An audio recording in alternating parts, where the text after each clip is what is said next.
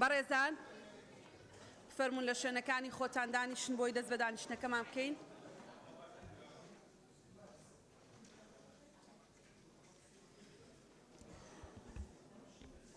بە ناوی خوای بەخشندەی میهرەبان، بە ناوی گەلی کوردستان دانیشتنی ژمارەیەکی وەرزی بەهارە لە ساڵی دووەم خولی پێنجەمی هەڵبژاردننی پەرلەمانی کوردستانەکەینەوە. سەرەتای دانیشتنەکەشمان بە 1 دقیقە بە بێدەنگی وەستان بۆ ڕێزدێنان لە گیانی شەهیدانی کوردستان و عێراق لەگەڵ مارشینەتەوەی دەست پێ دەکەین.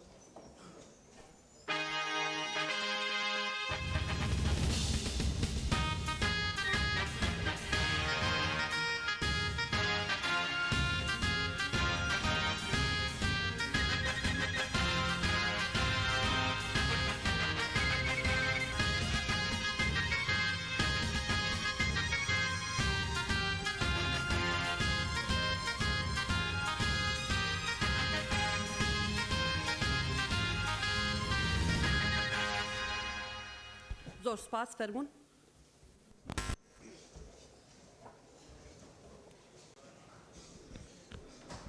ئێستش داوا لە بەڕێز سکرتێری پەرلەمانەکەین کە بەرنامەی کاری ئەم دانیشتنەمان بۆ بخوێنێتەوە. فەرموون.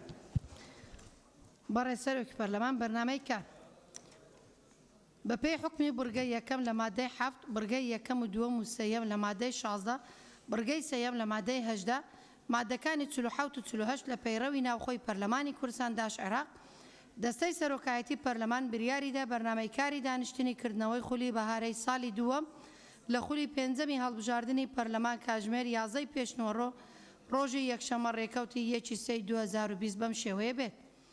یەکەم 1 دقیقە بێدەنگی وەستان بۆ ڕێزدێنان لە گیانی شەهیدانی کوردستان و عێراق لەگەڵ مارشینەتەوەی. دووەم کردنەوەی خولی بەهارەی ساڵی دووەم لە خولی هەڵبژاردننی پێنجەمی پەرلەمانی کوردستان داش عێراق لەلایەن بەڕێز سەرۆکی پەرلەمان بەپێی حکمی بورگەی سەیەم لە مادەی 18 پەیڕەوی ناوخۆی پەرلەمانی کوردستان. سەیەم وتاری بەڕێز سەرۆکی پەرلەمان بە بۆنەی کردنەوەی خولی بەهارەی ساڵی دووەم لە خولی پێنجەمی هەڵبژاردننی پەرلەمانی کوردستان داش عێراق. چوارەم خوێندنەوەی دووەمی پێشنیازی یاسای بەرەنگاربوونەوەی بە قاچاغبردننی نەوت و لێ دەرهێنەراوەکان لە هەرێمی کوردستان داش عێراق بەپێی حکمی مادەکانی 87 88 89 لە پەیڕەوی ناوخۆی پەرلەمانی کوردستان داش عێراق. سپاس. زۆر سپاس. بەڕێزانە دامانی پەرلەمان دەست بە جێبەجێکردنی بەرنامەی کارەکەین. ئەمڕۆ دانیشتنی ژمارەیەکی وەرزی بەهارە لە ساڵی دووەم دەکەینەوە و بە خوێندنەوەی وتارێک دەست پێ دەکەین. بە ناوی خوای بەخشندەی میهرەبان، ئەمڕۆ 1/3/2020 کردنەوەی وەرزی تەشریعی بەهارە لە ساڵی دووەم لە خولی پێنجەمی هەڵبژاردننی پەرلەمانی کوردستان لە کاتێکا ڕادەگەێنین کە هاوڵاتیانی هەرێم و قەوارەی هەرێمی کوردستان لە بەردەم تەحەدی پێشگری لە بڵاوبوونەوەی نەخۆشی کۆرۆنایە کە بە شێوەی ڕێژەی زۆربەی وڵاتانی جیهانی گرتووەتەوە و هاوکات لە بەردەم ئیستحقاقێکی سیاسی شایە کە پێکهێنانەوەی کابینەیەکی تری حکوومەتی عێراقی اتحادیە. سەبارەت بە تەحەدی یەکەم، ئێمە لە پەرلەمانی کوردستان لە ڕوانگەی ئەرکی نوێنەرایەتیمان پشتگیری خۆمان بۆ هەر ڕێکار و ڕێوشوێنێکی زانستی و ئیداری پێویست ڕادەگەێنین کە دامەزراوە و داودەزگاکانی هەرێم بڕیاری لەبارەوە دەدەن و هاوکات داوا لە هاوڵاتیان و تەواوی دانیشتوانی هەرێمی کوردستانەکەین کە هاوکاری و دەستباری ڕاستپێراوان بە ئەرکی ڕێگرتن و پێشگری لە بڵاوبوونەوەی نەخۆشیەکە بکەن و لە ئێستاشەوە دەستی ماندووبوونی سەرچاوەی مرۆیی دامەزراوە تەندروستیەکانە گوشین و سپاسگوزاری هەموو ئەو کارمەندانەین کە ئەرکی تێپەڕاندنی دۆخەکەیان لە ئەستۆیە. هاوکات حکوومەتی هەرێم ڕادەسپێرین بە چاودێری توندی دەواازە سنووریەکان و فڕۆکەخانەکان و بازاڕەکان، یەکەمیان بۆ بەرگرتن لە گواستنەوەی نەخۆشیەکە و دووەمیان بۆ ڕێگری لە ئیستیغلالکردنی ئەم هەلومەرجە و پێداویستی هاوڵاتیان لەلایەن بەشێک لە بازرگانانەوە. سەبارەت بە ئیستحقاقی هەرێمی کوردستان لە کارنامە و پێکهاتەی کابینەی حکوومەتی عێراقی اتحادی، پەرلەمانی کوردستان سەرەڕای مکڕبوون لەسەر پاراستنی قەوارەی دەستوری هەرێمی کوردستان لە ڕووی سیاسیەوە هاو ئاهەنگ لەگەڵ دامەزراوە دەستوریەکانی تر جەخت لە تایبەتمەندی قەوارەی هەرێم و مافە دەستوریەکانی لە چوارچێوەی عێراقا دەکاتەوە و پێداگری دەکەین لەسەر دۆسی هەڵپەسێراوەکانمان لەگەڵ بەغداد بە جۆرێک کە ڕوون و ڕاشکاو لە نێو کارنامەی کابینەدا جێگەی بکرێتەوە. بۆ ئەمەش دەبێ پشکی هەرێم لە پێکهاتەی وزاری حکوومەتەکە لەلایەن هەرێمی کوردستان و دامەزراوە دەستوریەکانیەوە دیاری بکرێ. هاوکات دەبێ شاندی دانوستانکاری هەرێم ئەو کاتە خۆی بەسەرکەوتوو بزانێ کە کوتلە پەرلەمانیەکانی پشتیوان لە سەرۆکوەزیرانی ڕاستپێررا و ئامادە بن خاوەنداری لەو بەڵێنانە بکەن کە محەممەد تۆفیق عەلاوی بە هەرێمی کوردستانی دەدا. چونکە زۆرینەی ماف و شایستەیەکانی هەرێم لە بواری بودجە و شایستەی دارایی جوتیاران و پێشمەرگە و ژێرخانی ئابووری و ئاساییکردنەوەی دۆخی ئەمنی ناوچە کێشە لەسەرەکان بەبێ ڕەزامەندی ئەنجومەنی نوێنەران ئاسان نییە و بگرەلانی کەمیشی نایەتە دی. و سەرۆکوەزیران خودی خۆی ناتوانێ بەڵێنەکان جێبەجێ بکە، بەڵکو دەبێ ئەو بەڵێن و ڕێکەوتنانە لەلایەن کوتلە پەرلەمانیەکانی تر خاوەنداری و تەبەنی بکرێن.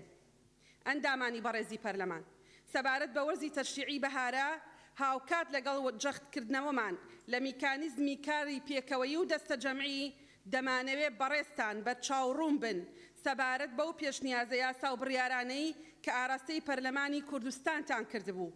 بۆ ئەو مەبەستە چەند خشتەیەکمان بە زانیاری و ژمارە و هەنگاو و ئاستی کارکردن لەسەر هەر پێشنیازێک ئامادە کردووە و لە چەند ڕۆژی ئایندەدا ئاراستەی سەرجەم فراکسیۆنەکانی دەکەین.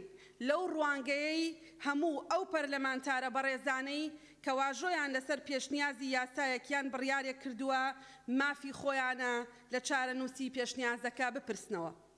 بەڕێزان، وەک هەموولایەکیش ئاگادارن لە کۆی ئەو بابەتانەی وەرزی پێشوو لە کارنامەمان بوو بۆ ئەوەی بیانکەین بە یاسایان بڕیار سەرەڕای ئەوەی ڕەنگە لە ئاستی خواستماندا نەبوو بێ، بەڵام توانیمان یاسای چاکسازی، یاسای بەرەنگاربوونەوەی مادەی هۆشبەر، یاسای بەخاوەنکردنی زەویە زێدەڕۆکان و چەند یاسا و بڕیارێکی تری گرنگ پەسەند بکەین.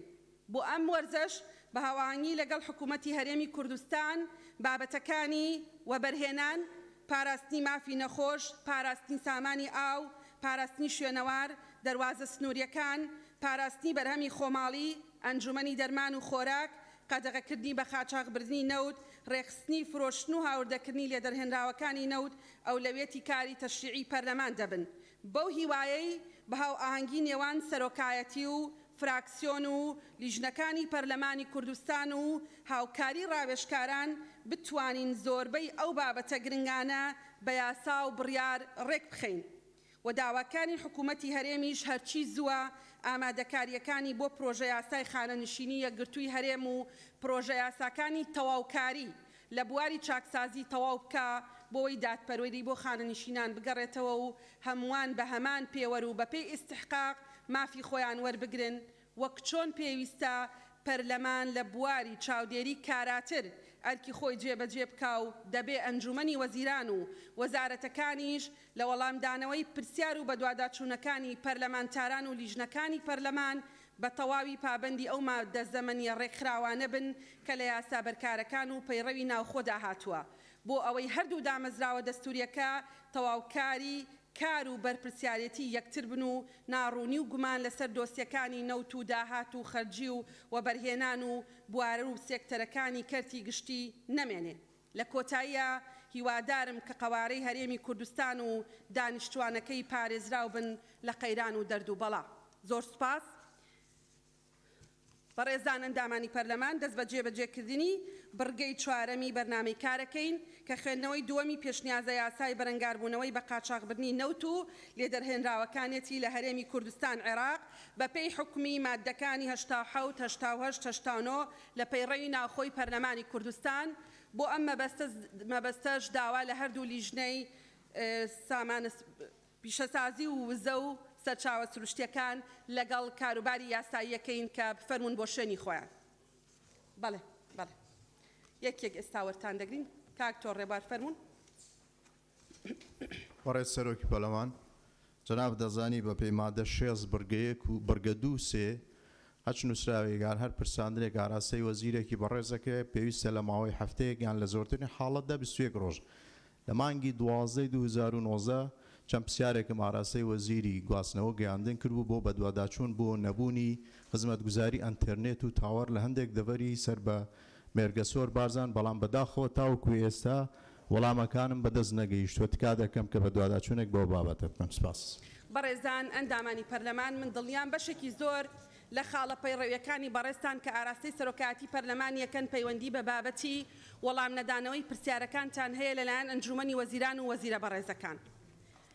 ئێمە ئەرکی خۆمان لە دەستەی سەرۆکایەتی ڕاپەڕانوە بەوەی کە پرسیارەکانتان لە وەختی خۆیان ئاراستە دەکەین و ئەگەر وەڵامی نایەتەوە جەختکردنەوە دەکەین.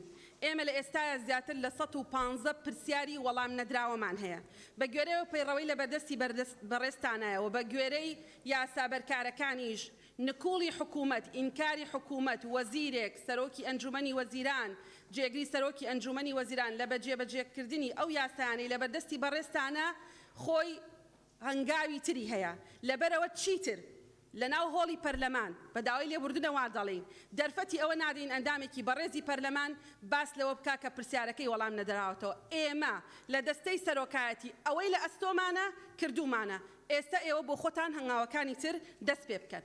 فەرموو کاکێ ڤیدار. بەڕێز سەرۆکی پەرلەمان بە گوێرەی مادەی 2 پەیڕەوی ناوخۆی پەرلەمانی کوردستان من قساکەم لەسەر دوو خاڵ. یەکەم لە 11/11/2019 واتە 3 مانگ و 20 ڕۆژ دروست بەش ئێستا بەڕێز بەڕێوبەری گشتی گومرگەکانی هەرێمی کوردستان لە بەردەم لژنەی دارایی و ئابووری پەرلەمانی کوردستان دانی بەوەدانا کە بەڵێ لە گومرگەکانی پاشماخ و بەروێزخان باری قاچاق داخل دەبێت. پێش ئەو کوبوونەوەی لەگەڵ بەڕێزیان ئەنجام دەین و دوای ئەوە خۆی کە گوتی بەڵێ هێلکە و گەلێک بابەتی دیکە لە نێو گومرگەکان بە قاچاق داخل دەبن بەڕێز سەرۆکی پەرلەمان ئێستاشی لەگەڵ بێتن هێلکە بە قاچاق بە بەردەوام داخلی هەرێمی کوردستان دەبێت. فەرمونون ئەوە وێنەکانی دوێن نقطە نیزامیەکە ئێستا دێمە سەر ئەمە وێنەکانی دوێن. کاکێ ڤیدار جەنابی سەرۆکی پەرلەمان دەست خۆش بێ حەز دەکەم تەواو نقطە نیزامیەکە ئەوەیە.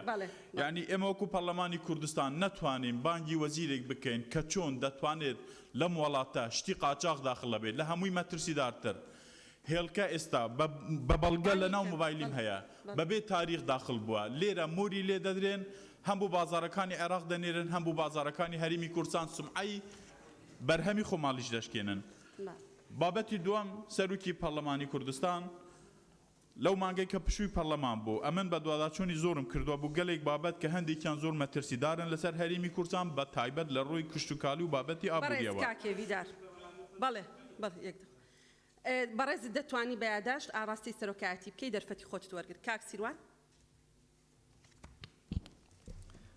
بەڕێز سەرۆکی پەرلەمان بێگومان هەمومان ئەزانین دنیا بە عام لە قەیرانی تەندروستیە ببوونی ئەم نەخۆشیەوە خوای گەورە هەمومان دوور بکات لە بەڵا بەڵام ئێمە قەیرانێکی گەورەترمان هەیە دڵنیام هەمومان هەستی پێەکەین نەدانی موچە و بێپارەی لە ناو میلەتە تکاو ڕەجام وایە یعنی ئەبێ ئیشێکی گەورەی لەسەر بکرێت لەبەر ئەوەی کە ئەگەر لە کاتێکە ئێستا ئێمە وابەستەی ئەوەین لەگەڵ حکوومەتی بەغایە وەزیرە بەڕێزەکان و ئەندامانی دانووسانکاری بەغا و کوردستان هاتن لێرە بۆیان باس کردین هەتا ئێستا پلان بی یا ئەلتەرناتیڤی پلانێک ئەگەر هات و بەغا سەرکێشی کرد یان نەیان نارد ئەوە هەمومان ئەزانین کە ئەڵێن بەڕێوبەرێکی گشتی ببورن بەڕێوبەرێکی گشتی کە ئەمپاری ناردو ئەلتەرناتیڤ چییە ئەگەر وا هات و مانیشتر بەغانەیە حکوومەتی هەرێم بەڵێنیە هەموو سی ڕۆژجارێک موچەی خەڵک بات یعنی ئەمە من پێم وایە لە هەموو شتێک گرنگترە لە دوای ئەوەی کە خوای گەورە بەڵام موسیبەت لە هەموو لایەک لابات تکام وایە کارێکی جدی لەسەر کرد زۆر سپاس. بێگومان دەستان خۆش بێ زۆر سپاس. بەڕێزان ئێمە لە پەرلەمانی کوردستان و ئەمە دڵنیام ڕێی هەموو ئەندامانی بەڕێزی پەرلەمانی کوردستانە هەمومان خواستمان ئەوەیە موچە لە کاتی خۆیان بێت هەمومان خواستمان ئەوەیە کە هاوڵاتیانی هەرێمی کوردستان بەدەست بێ موچەیەوە نەناڵێنن بەڵام ئەمە دۆسیەکە کە ڕاستە و خۆ پەیوەندی بە حکوومەتی هەرێمی کوردستانەوە هەیە و ئەندامانی بەڕێزی پەرلەمان هەر قسێکیان لەم بارەیەوە هەیە دەتوانن لە شێوەی یاداشتە ئاراستەی دەستەی سەرۆکایەتی پەرلەمانی بکەن ئێمە لەو بارەیەوە قسەی خۆمانمان دەبێت دەست بە جێبەجێکردنی بەرنامەی کار دەکەین. فەرموون.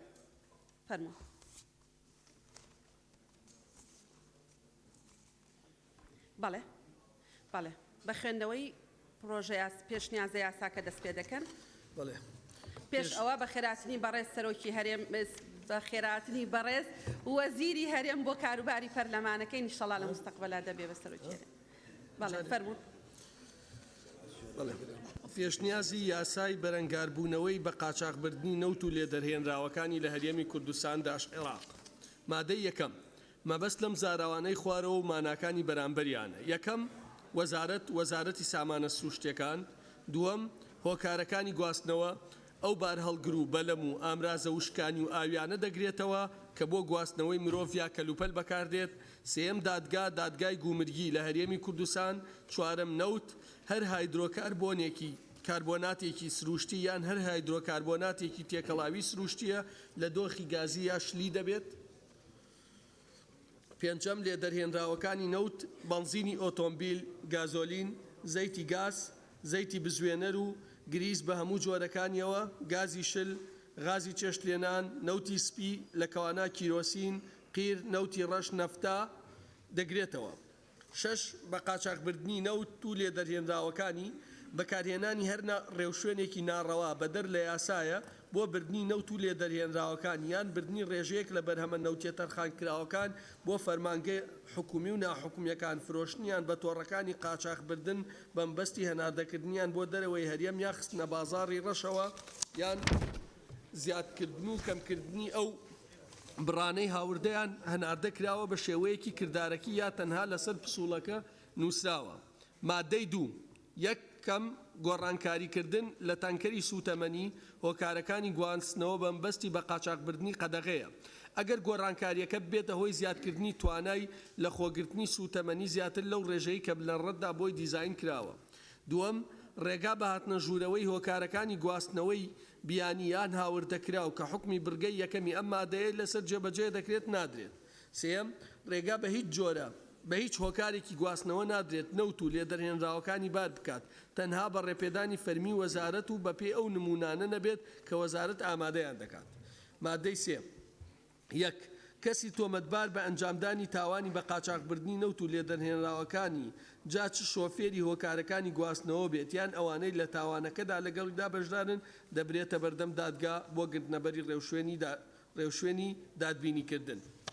دووەم تۆمەتباری دەستگیرکراو بەپێی حکومەکانی ئەم یاسایە لە قۆناغەکانی لێکۆڵینەوە و دادگاییکردندا ئازاد ناکرێت تا دەرچووی حکمی کۆتایی و بنبڕ لەلایەن دادگاوە.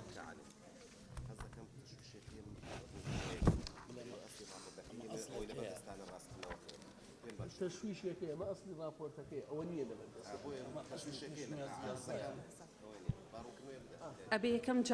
ئەبێ یەکەم جار پێشنیازە یاساکە وەک خۆی بخێنرێتەوە. بەڕێزان ئەندامانی پەرلەمان یەکەم جار دەبێت پێشنیازە یاساکە بخێنرێتەوە، ئەوە لە پەیڕەو هاتووە، دواتر راپۆر دەخێنرێتەوە، دواتر جەنابتان بڕیار دەدەن کامیان بکرێتە بنەما بۆ گفتوگۆ لەبەرەوە دەرفەت بدەن بۆی بەڕێز سەرۆکی لیژنە بە تەواوەتی پێشنیازە یاساکە بخێنێتەوە. ئەمەی خوێنمەوە پێشنیازە یاساکەیە نەک راپۆرتەکە. بەڵێ ئەوەی بەردەستان راپۆرتەکەیە. دادگا بە شێوەی بەپەلە لەو داوایانە دەڕوانێت کە بەپێی حکومەکانی ئەم یاسایە ئاراستە دەکرێت. مادەی چوار یەک هەر کەسێک سەرپێچی حکومەکانی مادەی یەک و دووی ئەم یاسایە بکات بە بەندکردن لە ساڵێک کەمتر نەبێت یان زیندانیکردن و پێبژاردننی چوار هێندەی بەهای کەرەستە بە قاچاق براوەکە سزا دەدرێت. جا چ بکەری سەرەکی یان هاوبەش برێت لە ئەنجامدانی تاوانەکە. دووەم لە بارودۆخی جەنگ و باری تەنگەتاوی و ڕوودانی قەیرانی سوتەمەنیدا ئەنجامدانی ئەم تاوانە بە باری بەندکراو هەژمار دەکرێت، بە باری توندکراو هەژمار دەکرێت. مادەی پێنج یەک هۆکاری گواستنەوە و کەرەستەبارکراوەکەی کە لە مادەی دوی ئەم یاسایە ئاماژەی پێدراوە دەستیان بەسەردا دەگیرێت ئەگەر لە ناو خاکی هەرێمی کوردستاندا بگیرێن. دووەم حکومەکانی ئەم یاسایە لەسەر هۆکارێکی گواستنەوە کە تاوانی بە چاقبردنی نەوت و لێدەرهێنراوەکانی پێ ئەنجام بدرێت جێبەجێ دەکرێت جا چ تۆمەتبار خۆی خاوەنی بێت یان بەکرێ گرت بێت. مادەی شەشەم یەکەم وەزارەتی دارایی ئەو هۆکاری گواستنەوەی کە بەپێ حکومەکانی ئەم یاسایە دەستی بەسەردا دەگرێت لە زیادکردنیەکی ئاشکرادا بەپێ حکومەکانی یاسای فرۆشتن و بەکرێدانی مڵکی دەوڵەت ژمارە 32 ساڵ 1986 هەموارکراو دوای دەرچوونی حکمی بنبڕ لەلایەن دادگاوە دەفرۆشێت. دووەم هەواڵدەر ئەو کەسولایەنانەی هاوکار بوون لە ئاشکراکردن و دەستگیرکردنی هۆکاری گواستنەوەی بەکارهێنراو لە تاوانی بە قاچاقبردنی نەوت و لێدەرهێنراوەکانی لە دوای فرۆشتنی هۆکاری گواستنەوە بە بڕی لە 125 نرخی فرۆشراوەکەی پاداش دەکرێن بە مەرجێک لە هیچ حاڵەتێکدا 15 ملیۆن دیناری عێراقی زیاتر نەبێت و ئەوەشی دەمێنێتەوە بۆ خەزیانەی گشتی هەرێم دەگەڕێتەوە. سێم یەک دوای دەرچوونی حکمی بێتاوانی تۆمەتبار ئەوە هۆکاری گواستنەوەی دەست بە سەرداگیراوەکە بۆ خاوەنەکەی دەگەڕێنرێتەوە بەهای کەرەستەبارکراوەکە بە هەمان نرخی فرۆشرا و لە ڕێککەوتی دەست بە سەرداگرتنی دەدرێتە و خاوەنەکەی. دوو وەزارەتی دارایی مافی ڕەفتارکردنی یاسایی بەو بارکرا و دەست بە سەرگیراوانەدا هەیە کە مواسەفاتی هونەری وەزارەتی تێدا نییە و خاوەنەکەشی قەرەبوو ناکرێتەوە.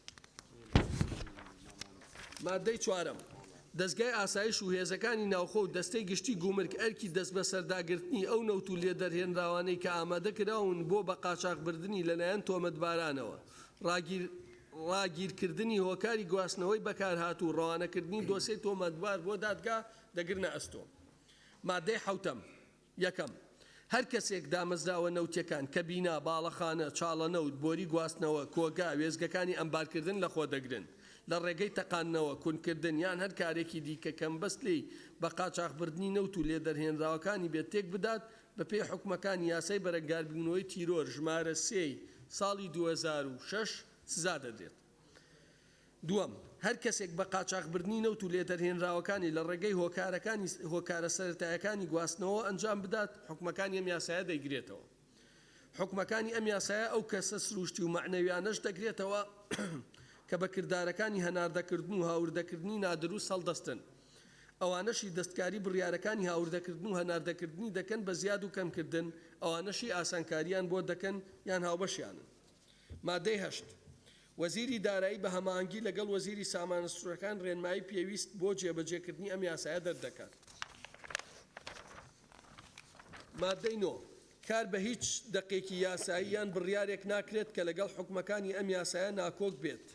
مادەی دا ئەم یاسایە لە ڕۆژی دەرچواندنیەوە جێبەجێ دەکرێت و لە ڕۆژنامەی فەرمی وەقاعی کوردستان بڵاو دەکرێتەوە. هۆیەکانی دەرچواندن لەبەر ئەوەی بە قاچاقبردنی نەوت و لێدەنهێنراوەکانی لەو تاوانەیە کە دەبێتە هۆی تێکدانی ئاسایشی ئابووری کوردستان داش عێراق لە پێناو ڕێزگرتن لە کار و کردەوەی لە پێناو ڕێگریکردن لە کار و کردەوەی قاچاقی بە تاڵانبردنی نەوت و لێدەرهێنراوەکانی و بەرەنگاربوونەوەی ئەو تاوانە و پاراستنی سامانی نەوت و سەپاندنی سزایە کە گونجابێت لەگەڵ مەترسی داری ئەم تاوانە ئەم یاسایە دەرچوێنرا. ئەمە زۆر سپاس پرۆژەکەی کە پێشکەش. بەڵێ زۆر سپاس ئەوەی گوێتان لێبوو بەڕێزان ئەوە ئەسڵی پێشنیازە یاساکەیە ئێستا دەرفەت دەدەین بە بەڕێز سەرۆکی لیژنەی کاروباری یاسایی بۆ ئەوەی راپۆرتی لیژنەی تایبەتمەند ڕاستێنراو لەلایەن لیژنەی یاساییمان بۆ بخێنێتەوە. فەرموو. بەڕێز سەرۆکی پەرلەمان بۆ سەرۆکاتی پەرلەمانی کوردستان بابەت راپۆرتی لیژنەی تایبەتمەند کە ڕاستاندنی بۆ کراوە لەلایەن لیژنەی کاروباری یاسایی. لیژنەی کاروباری یاسایی ڕۆژی سێشەمە ڕێکەوتی 25/2/2020 کاتژمێر 12 کۆبوونەوەی خۆی ئەنجامدا بە مەبەستی پێداچوونەوە و داڕشتنی یاسایی و دڵنیابوون لە دژنەبوونی دەقەکان لەگەڵ دستور و یاسا کارپێکراوەکان بە پێی حکومەکانی مادەی 85 بەرگەکانی یەکەم و سێم سەبارەت بە راپۆرتی لیژنەی وزە و سامانە سروشتیەکان و پیشەسازی و بازرگانی تایبەت بە خوێندنەوەی دووەم بۆ پێشنیازە یاسایی بەرەنگاربوونەوەی بە قاچاقبردنی نەوت و لێدەرهێنراوەکان لە هەرێمی کوردستان داش عێراق لیژنەی یاسایی ئەم داڕشتنەوەی خوارەوەی پێپەسەندە. پێشنیازی یاسایی بەرەنگاربوونەوەی بە قاچاقبردنی نەوت و لێدەرهێنراوەکانی لە هەرێمی کوردستان داش عێراق. مادەی یەک مەبەست لەم زاراوانەی خوارەوە مانەکانی بەرامبەریانە. یەکەم هەرێمی کوردستان داش عێراق. دووەم وەزارەتی سامانە سروشتیەکانی هەرێم. سێم وەزارەتی دارایی و ئابووری هەرێم. چوارەم هۆیەکانی گواستنەوە هەموو هۆیەکانی گواستنەوەی وشکانی واوی و ئەسمانی دەگرێتەوە کە بۆ گواستنەوەی نەوت و لێدەرهێنراوەکان یان مرۆڤ و کەلوپەلەکانیان یان بۆ هەردووکیان بەکاردەهێنرێن. پێنجەم دادگاکانی گومرگ لە هەرێمی کوردستان. شەشەم نەوت هەر هایدروکاربۆناتێکی سروشتی یان هەر هایدروکاربۆناتێکی تێکەڵەوی سروشتی چ لە دۆخی گازی یان شلی بێت و ئەوانەش دەگرێتەوە کە دەتوانرێ بگەڕێنرێتەوە بۆ حەشاریەکە. حوتەم لێدەرهێنراوەکانی نەوت هەموو لێدەرهێنراوێک وەک پەنزینی ئۆتۆمبیل گازولین زەیتی گاز زەیتی بزوێنەر گریس بە هەموو جۆرەکانیەوە گازی شەل نەوتی سپی کیرۆسین قێر نەوتی ڕەش نفتا و هر برهمێکی پتروکیمیایی کە لە نەوت یان گاز دروست بوو بێت دەگرێتەوە. هەشتم مولەت ئەو ڕێگە پێدانە فەرمیەیە کە لەلایەن وەزارەتی سامانە سروشتیەکان دەدرێت بە کەسێک کە بازرگانی نەوت یان هاوردە و هەناردەی لێدەرهێنراوە نەوتیەکان بکات. مادەی دوو ئەم کردەوانەی خوارەوە بە تاوان هەژمار دەکرێن. یەکەم بە قاچاغبردنی نەوت و لێدەرهێنراوەکانی. خاڵی یەک فروشتن و گواستنەوەی نەوت و لێدەرهێنراوەکانی بە ڕێگای نایاسایی و بەدەر لەو ڕێژە دیارکراوانەی کە ڕێگە پێدراوە بە پێی یاسا و ڕێنماییە کارپێکراوەکان بە مەبەستی هاوردەکردن بێت یان هەناردەکردن بۆ دەرەوەی هەرێمی کوردستان. دوو بردن و فروشتنی هەر ڕێژەیەک لە نەوت و لێدەرهێنراوە نەوتیەکان کە تەرخان کراون بۆ پێداویستی فەرمانگە حکومی و ناحکومیەکان جا لە بازارەکانی ناوخۆدا بێت یان هەناردەی دەرەوە بکرێت. دووەم ساختەکردن یان دەستکاریکردنی مۆلەت یان بەڵگەنامەی فەرمی بە مەبەستی ئەنجامدانی ئەو تاوانانەی لە بەرگەی یەکەم خاڵی یەک و دوی ئەم مادەیە دەقنووسکراون. سێم هەر جورە ئاسانکاریەک لە بەکرێدانی عەمبار کەرەستە و شوێن دابینکردنی پارە بە مەبەستی ئەنجامدانی ئەو تاوانانەی لە بەرگەکانی یەکەم و دووەمی ئەم مادەیە دەقنووسکراون. مادە سێ یەکەم دەستگاکانی ئاسایش و هێزەکانی ناوخۆ بەڕێوەبەراتی گشتی و گومەرگ بۆ جێبەجێکردنی حکومەکانی ئەم یاسایە ئەمەرکانە دەکەوێتە ئەستۆ. یەک ڕاگیرکردنی هویەکانی گواستنەوە و دەست بە سەرداگرتنی ئەو نەوت و لێدەرهێنراوانەی کە ئامادە کراون بۆ بە قاچاغبردنی لەلایەن تۆمەتبارانەوە. دوو دەست بە سەرداگرتنی هویەکانی گواستنەوەی بیانی یان هاوردەکراو کە گۆڕانکاری لە قەبارەی دیزاینکراوی تانکی هەلگرتنی سوتەمەنیەکانیان داکراوە بە مەبەستی بە قاچاغبردنی نەوت و لێدەرهێنراوەکانی بەکاردەهێنرێت.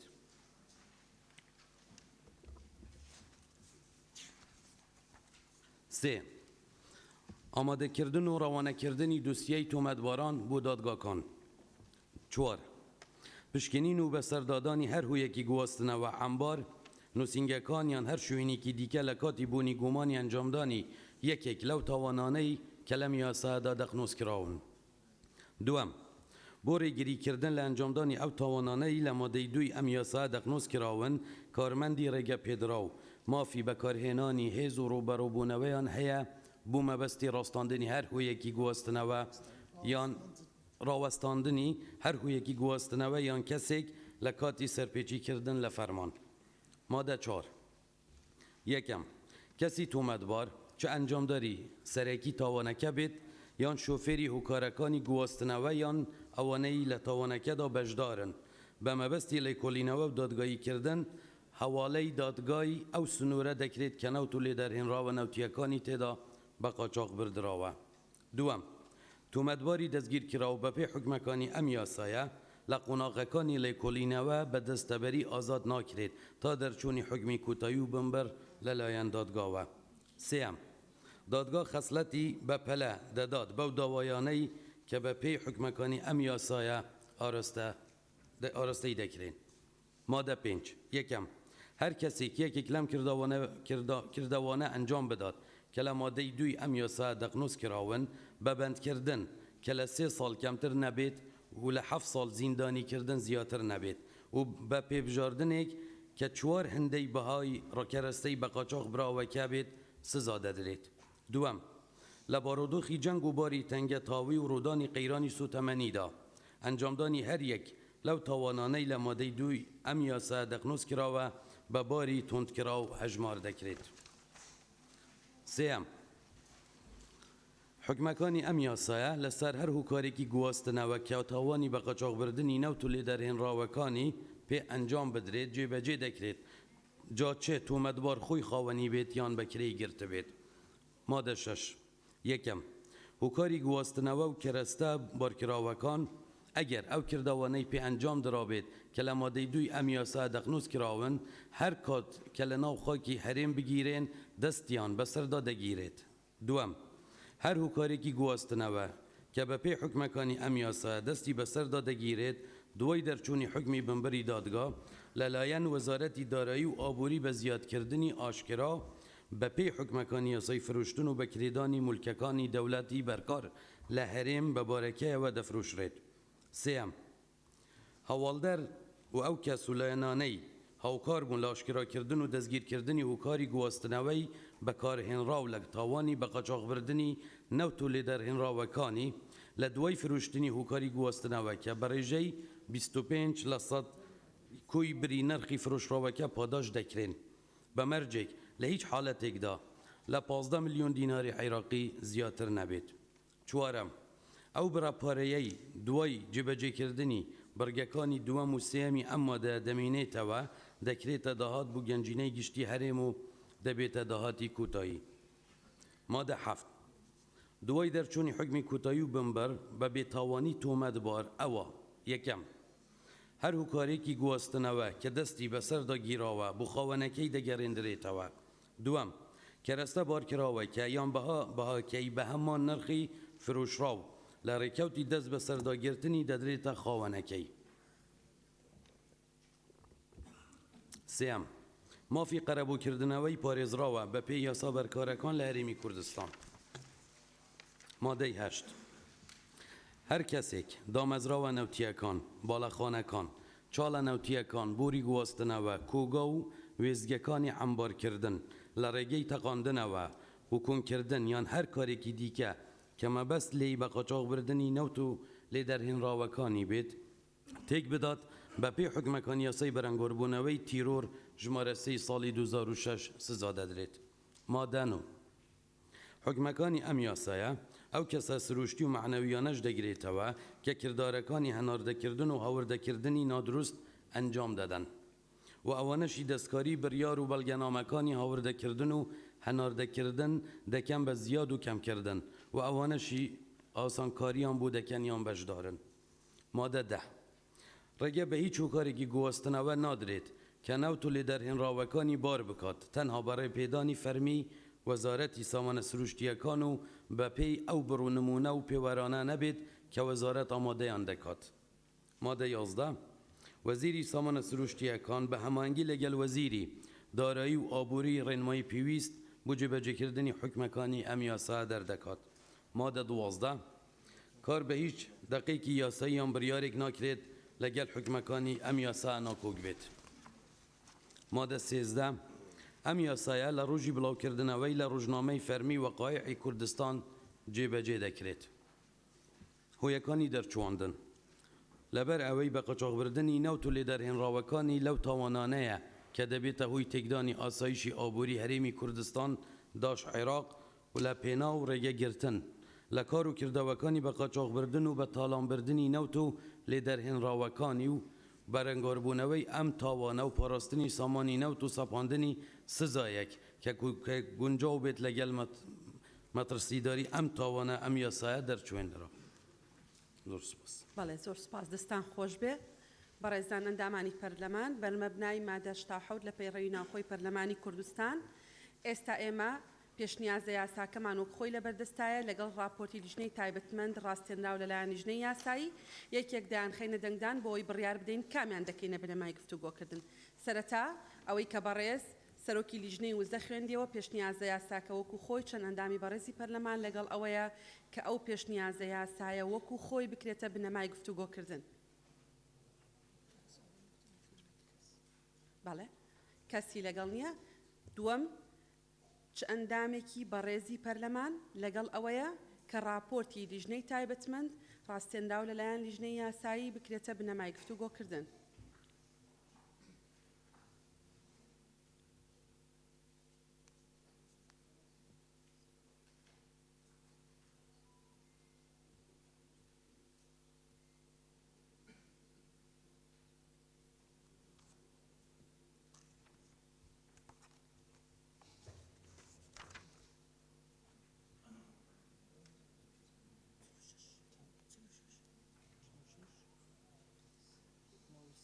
بەڵێ زۆر سپاس. 93 ئەندامی بەڕێزی پەرلەمان لەگەڵ ئەوەیە کە راپۆرتەکە بکرێ بە بنەمای گفتوگۆکردن. پێش ئەوەی دەست بە گفتوگۆ بکەین نقطەی نظامی هەیە. فەرموو کاک سۆران. بەڕێز سەرۆکی پەرلەمان ئەم راپۆرتە راپۆرتی لیژنەی هاوبەشە کە ڕاستێنراوە لەلایەن لیژنەی یاسایی بەڵام ڕای لیژنەی سامانە سروشتیەکان کە لیژنەی تایبەتمەندە پێوەی نییە یعنیەوە نەقسە بۆ راپۆرتەکە کە ئەچێتە پرۆتۆکۆل و دوای جوازانرێ لیژنەی سامانە سروشتیەکان ئەم ئینەی ئامادە نەکردووە. زۆر سپاس. زۆر سپاس سەرنجێکی بەجێیە بۆ لەمە دووە ڕاستە راپۆرتی ڕاستێنرا و لەلایەن لیژنەی یاسایی دەخەینە دەنگدان بۆ ئەوەی ببێتە بنەمای گفتوگۆ بەڵام بۆ پاراستنی مافی لیژنە تایبەتمەندەکان داواکەین کە ئەسڵی راپۆرتی لیژنە تایبەتمەندەکان پێوەی بلکێنرێ و بهێنرێتە ناو هۆڵی کۆبوونەوە.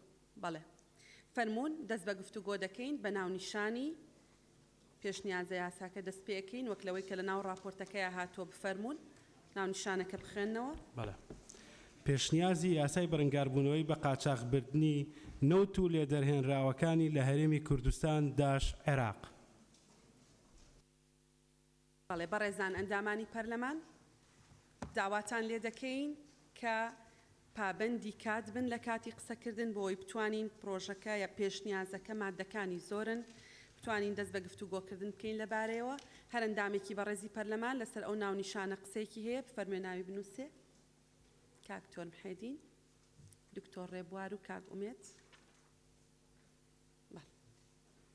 دکتۆر شێرکۆ،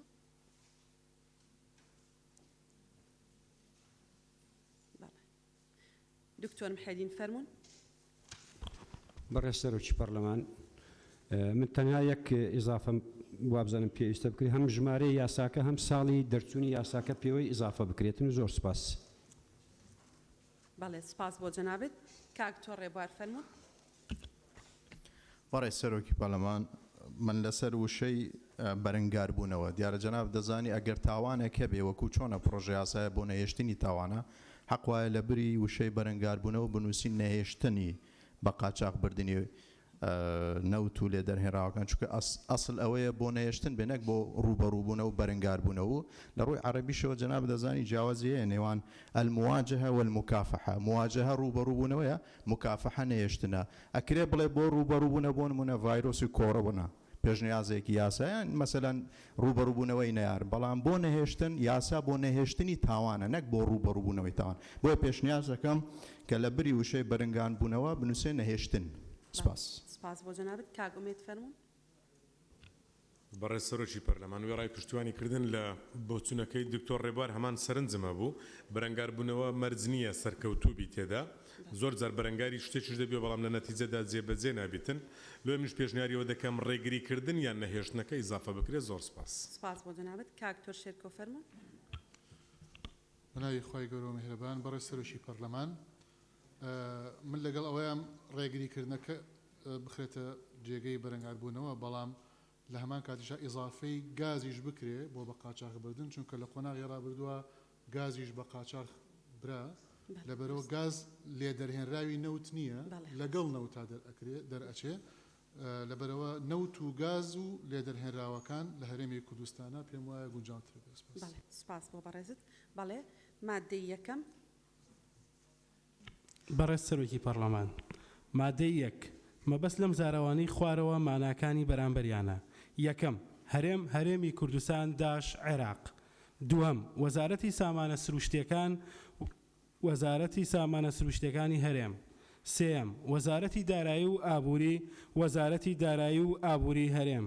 چوارەم هۆیەکانی گواستنەوە هەموو هۆیەکانی گواستنەوە وشکانی و ئاوی و ئاسمانی دەگرێتەوە کە بۆ گواستنەوەی نەوت و لێدەرهێنراوەکان یان مرۆڤ و کەلوپەلەکانیان یان بۆ هەردووکیان بەکاردەهێنرێن. پێنجەم دادگاکانی گومرگ لە هەرێمی کوردستان.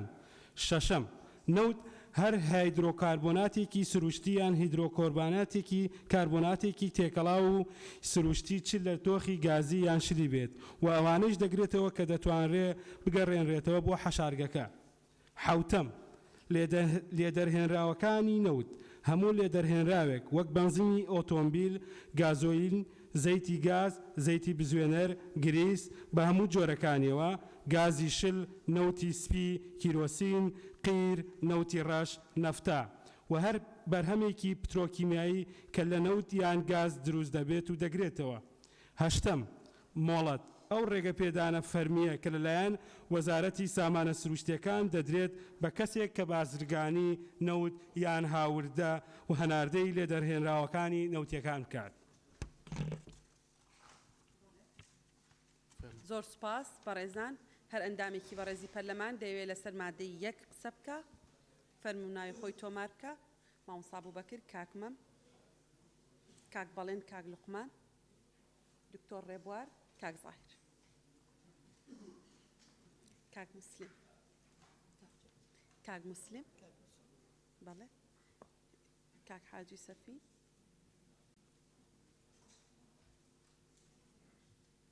کاک شێخ زاهیر، موسکی، تەم. بەڵێ بەڕێزان، ئەم بەڕێزانە ناوی خۆیان تۆمار کردووە. دکتۆر ڕێبوار، کاک مەم، کاک ئەبوبەکر، کاک شێخ زاهیر، کاک مسلم، کاک حاجی سەفین، کاک لوقمان، سەلما خان. بەڵێ بەڵێ کەسێ ناومان نەنووسی بێ؟ فەرمون کاک مەم فەرموو. بەڕێز سەرۆکی پەرلەمان، دەربارەی بڕگەی شەشەمیان لە کۆتاییە باز لە حەشارگەیەکە عادەتەن حەشارگە وەکو مۆڵگە هی تیرۆریستان بەکارهێنرێت. لێرە لە نەوتە ئەستەکەم یعنی گەنجینە شیاوترە ڕەنگە و برادرانە بەسەریانە مەکمەنە، خۆی مەکمەن چۆن تەرجەمە دەکرێت؟ حەشارگە نییە وەلحاڵ من پێم وایە ئەوە دوای ئەتوانین چاکیکەین، پێویست ناکات لە جەلسە یاسا مناقەشە بکرێت پێم وایە. ئەخر کاک مەم، ئەوە لە ناو یاسای نەوت و غاز ژمارە 22 ساڵی 2007 بۆ نوعە هاتووە. یعنی بەو ناوە هاتووە، بەو شکڵە هاتووە، ڕێک دەقی ئەوەیە هێنراوە لێرە دانراوە. عەرەبیەکە چییە؟ مەکمەن. ئەگەر پێشنیازێکی باشترت هەبێ بێگومان وەری دەگرن. بۆیە دەپرسم و بیری لێ بکەرەوە. بەڵێ باش، زۆر سپاس. ئیزافەیەکم هەیە، 8 بڕگەی تایە، من بڕگەیەک ئیزافەیەکم پێشنیاز دەکەم بۆ ئەوەی لە مادەی دووەمە دواترینە مناقەشە من ئەتوانم دەوڵەمەندتری کەم مەبەستمان لە چ شتێکە. لێرە پێشنیازێکەکەم ئێمە باز لە بە قاچاقبردنی نەوتەکەین. یعنی من پێم وایە مەسەلەی بە قاچاقبردنی نەوت چەنە کارەساتە لە وڵاتی ئێمەیە هەیە، ئەوەندەش ناشەفافێت لە نەوتا کارەساتە لە ئاشکرانەکردنی داهاتەکانە. هەر وڵاتێکی دیموکراسی لە شەفافێتەوە دەست پێیەکە. بۆیە بڕگەی نۆیەم من پێشنیازەکەم ئیزافە بکرێت هەر دەستەواژەی شەفافێت، مەبەست لی ئاشکراکردنی مانگانەی داهاتی نەوتی فرۆشرا و لێتەنهێنراوەکان و بەرهەمهێنراوەکان و ڕێژەی هەناردەکراوە کە پاڵپشت بێ بە داتا و دۆکمنتی یەکلاکەرەوە. پێناسەیەک ئەم بڕگەیە جێگیر کرێ و سپاس. بەڵێ سپاس بۆ جەنابەت. دکتۆر ڕێبوار. بەڕێز سەرۆکی پەرلەمان، ئەلبەت ئەم چاپتەرە گرنگە لەبەرەوەی ناساندنی مفرەداتەکان خۆی لە خۆی دەرگاوەڵاکە بۆ بڵێن تێگەیشتن لە دەقەکان. من چەند ئیزافەیەک و تێبینیەکم هەیە. ئیزافەکە ئەوەیە یان با لە تێبینەکانەوە دەست پێ بکەم. لە خاڵی چوارەم نووسراوە هۆیەکانی گواستنەوە، لە ئەساسدا هۆی نییە، ئامرازەکانی گواستنەوەیە، هۆیەکان ناکرێ بڵێن بە هۆیەکانی گواستنەوە.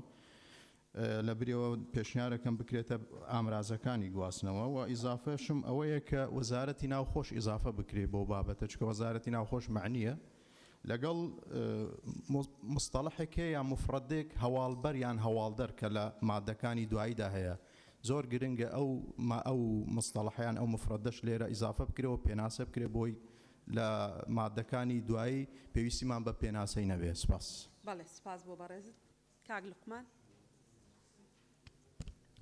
بەڕێز سەرۆک پەرلەمان، سەبارەت بە خاڵی حوتەم کە ئەڵێ لێدەرهێنراوە نەوتیەکان، لێدەرهێنراوەکانی نەوت هەموو لێدەرهێنراوێک وەک بنزینی ئۆتۆمبیل، گازۆلین و زەیتی گاز و زەیتی بزوێنەر و گریس و بە هەموو جۆرەکانی و گازیش هەتا دوای یەکرێتەوە ڕێزکراون. من پێشنیارەکەم ئەم هەموو ناو ڕێزکردنە تەسەوڕەکەم زیاد بێت، چونکە لە داهاتوودا ئەگەریەوە هەیە بەرهەمی تریشی لێدەربهێنرێت. بۆیە وا پێشنیارەکەم کە ئەم بڕگەیە وا لێ بکرێ هەموو لێدەرهێنراوێک لە نەوت و گاز یا هەر بەرهەمێکی پەترۆشیمیایی کە لەو نەوت یان گاز دروست دەبێت دەگرێتەوە. ئەمە شاملتر و گشتگیرترە و زۆر سپاس. سپاس بۆ بەڕێزت. مامۆستا بووبەکر. بەڕێز سەرۆکی پەرلەمان، ناوی یاساکە بە ڕەنگاربوونەوەی بە قاچاقبردنی نەوتە، بۆیە من پێم باشە بەرگەی نۆ هەم پێناسەی بە قاچاقبردن بکەین ینی چی ئەگرێتەوانێت چونکە لە مادەی یەکە ماڵێ ئەم کردوانی خوارەوە بە تاوان ئەژمارەکرێن واتە پێناسەیەک بۆ پرۆسی بە قاچاقکردن بکەین کە من ئەمەم نووسیوە هەر پرۆسەیەکی دەرهێنان و فرۆشتنی و گواستنەوەی نەوت و لێ دەرهێنراوەکانێتی بە ڕێگەی نایەسایی و لە دەرەوەی یاسا بەرکارەکان. سپاس بۆ بەڕێزت. کاک شێخ زاهر.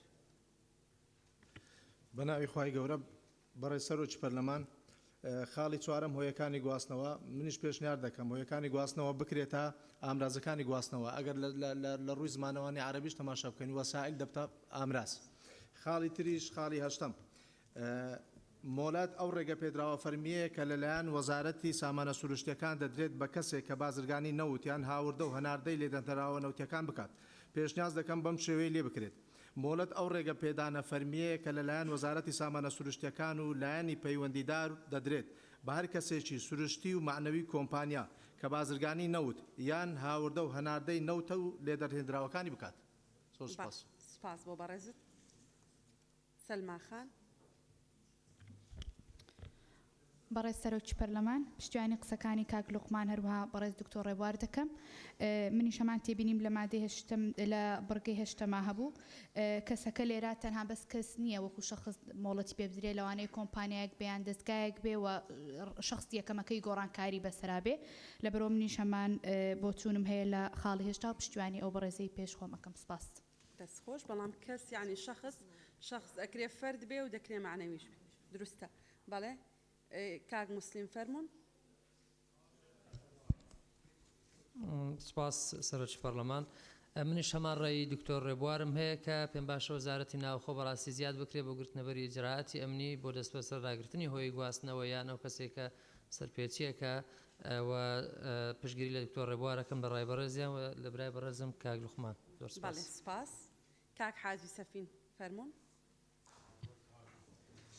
بەڕێز سەرۆکی پەرلەمان خاڵی چوارەم پشتگیری دکتۆر ڕێبوار دەکەم کە هۆیەکانی گواستنەوە بکرێتە ئامرازی گواستنەوە ئەوە یەک دووەم گواستنەوەی وشکانی ئاوی و ئاسمانی ئەماوە پەیوەندی بە هەرێمی کوردستان ئەمە خەتی ئاوی و ئاسمانیمان نییە کە بۆ گواستنەوەی نەوت لێدەنهێنراوەکان بکرێتە پێکاتەکانی نەوت. زۆر سپاس.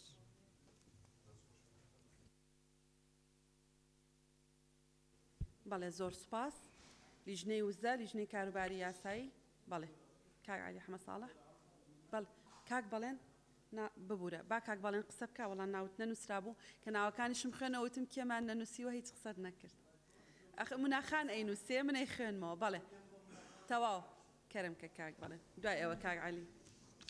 بەڕێز سەرۆکی پەرلەمان دیارام یاسایە بۆ نهێشتنی بە قاچاقبردنی نەوتە بۆیە کەرتی نەوت لە هەرێمی کوردستان قسە و مناقەشەی زۆری لەسرە بەتابەت لە مەسەلەی شەفافیت لە داهاتەکانیەوە لەبەرەوەی ئێمە لێرە مناقەشاتانە هەڵەگرین بۆ ئیشەڵا لە یاساکانی تەواوکاری چاکسازی لە داهات و ئابووری هەرێم لەوێ مناقەشی جدی بکرێ بەڵام ئەوەی کە لێرە وەک تێبینی بمێ بیڵێم یەک لە خاڵی هەشتم کە باسی مۆڵە دەکەم پێشنیازەکەم ئەو ڕێگە پێدانە فەرمیە کە لەلایەن ئەنجومەنی هەرێمی بۆ نەوت و گاز زایدەن ینی بە هەماهەنگی لەگەڵ وەزارەتی سامانە سروشتیەکان دەدرێ بە کەسێک کە بە بازرگانی نەودیا هاوردە و هەناردەی لێ دەرێنراوە نەوتەکان بکە ینی مەبەستەکەوەیە کە ئەو دەسەڵاتە زیاتر لای ئەنجومەنی هەرێمی بێ بۆ نەوت و گازەوە جگەلەوەی کە لە حوتەم هەڵی زمانەوانی هەیە دوایی هیوادارم چا بکرێن و پشتیوانی لە قسەکانی مامۆستا ئەبوبەکرەکەم لە پێناسەی بە قاچاقبردنی نەوت و زۆر سپاس. بەڵێ زۆر سپاس. بەڕێز کاک عەلی ئەحمەد ساڵح. بەڕێز سەرۆکی پەرلەمان دیارە سەبارەت بە تعریفاتی بە قاچاقبردنی نەوت لە مادەی دووەمە هاتووە ئەگەر مادەی دووەم بخوێنرێتەوە بە قاچاقبردنی نەوت و لێدەرهێنراوەکانی چییە فرۆشتن و گواستنەوەی نەوت و لێدەرهێنراوەکانی بە ڕێگەی نایاسایی بەدەر لەو ڕێژە دیاریکراوانەی کە ڕێگەی پێدراواتە لەو مادەدا هاتووە ئەوەی کە ئەڵێ ڕەنگە ڕاست بێ لە ئایندا دۆزینەوە اکتشافێکی ترکرێ بۆ مشتەقاتی نەوتی بەرهەمێکی تر ئەکرێ بنووسێ هەر بەرهەمێکی ترەوەی بۆ زیادکەین بنووسین کاک لوقمان وتی هەر بەرهەمێکی دیکەی کە سەرچاوەکەی نەوت و غاز بێ بەڵام لە ئێستا ئەمە هەیە لە ئێستادا ئەمە هەیە کە لێرە باسمان کردووە سەبارەت بە بەشێکی زمانەوانی بوو هۆکار و هۆ ڕاستە دقیقە ملاحەزەیەکی دقیقەیکەینەوە یا ئامراز ئەوە سەرنجەکانی ئەمە بوو.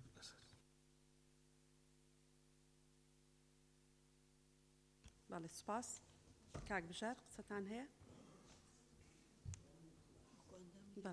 بەسەر چاو یەک لە سەوارت بەوەی کاک مەموتی بڕگەیەکی تر جیا بکەین زیاد بکەین پەیوەندی بە شەفافێتەوە هەیە بە دقیقی شوێنی شەفافێتی نەوت دروستکردنی سندوقی داهاتی نەوتە کە قانونی خۆی هەیە لەوێ بەپێی قانونەکە پێتەڵێ ئەوەندە نەوت فرۆشرا و لە دەرەوەی ئەم سندوقە هیچ سەرفێک نییە پێشتر بیکە بۆیە ئێمە وەکو لیژنەی خۆشمان داوامان کردووە پێشنیارمان کردووە جهدیشمانتیا کردووە کە پێویستە لە زووترین کاتە ئەو ئەنجومەنەی کە پێویستە بۆ بەڕێوەبردننی سندوقی داهاتی نەوت دروست کرێ بنێرێتە پەرلەمان بۆ ئەوەی متمانەی پێ بدرێواتە ئەگەر لێرە بە دێ ڕێبینوسی ئیشەکەی خۆی سندوقی داهاتەکانی نەوتە نەک یاسایی بە قاچاقبردنی بەرەبەر.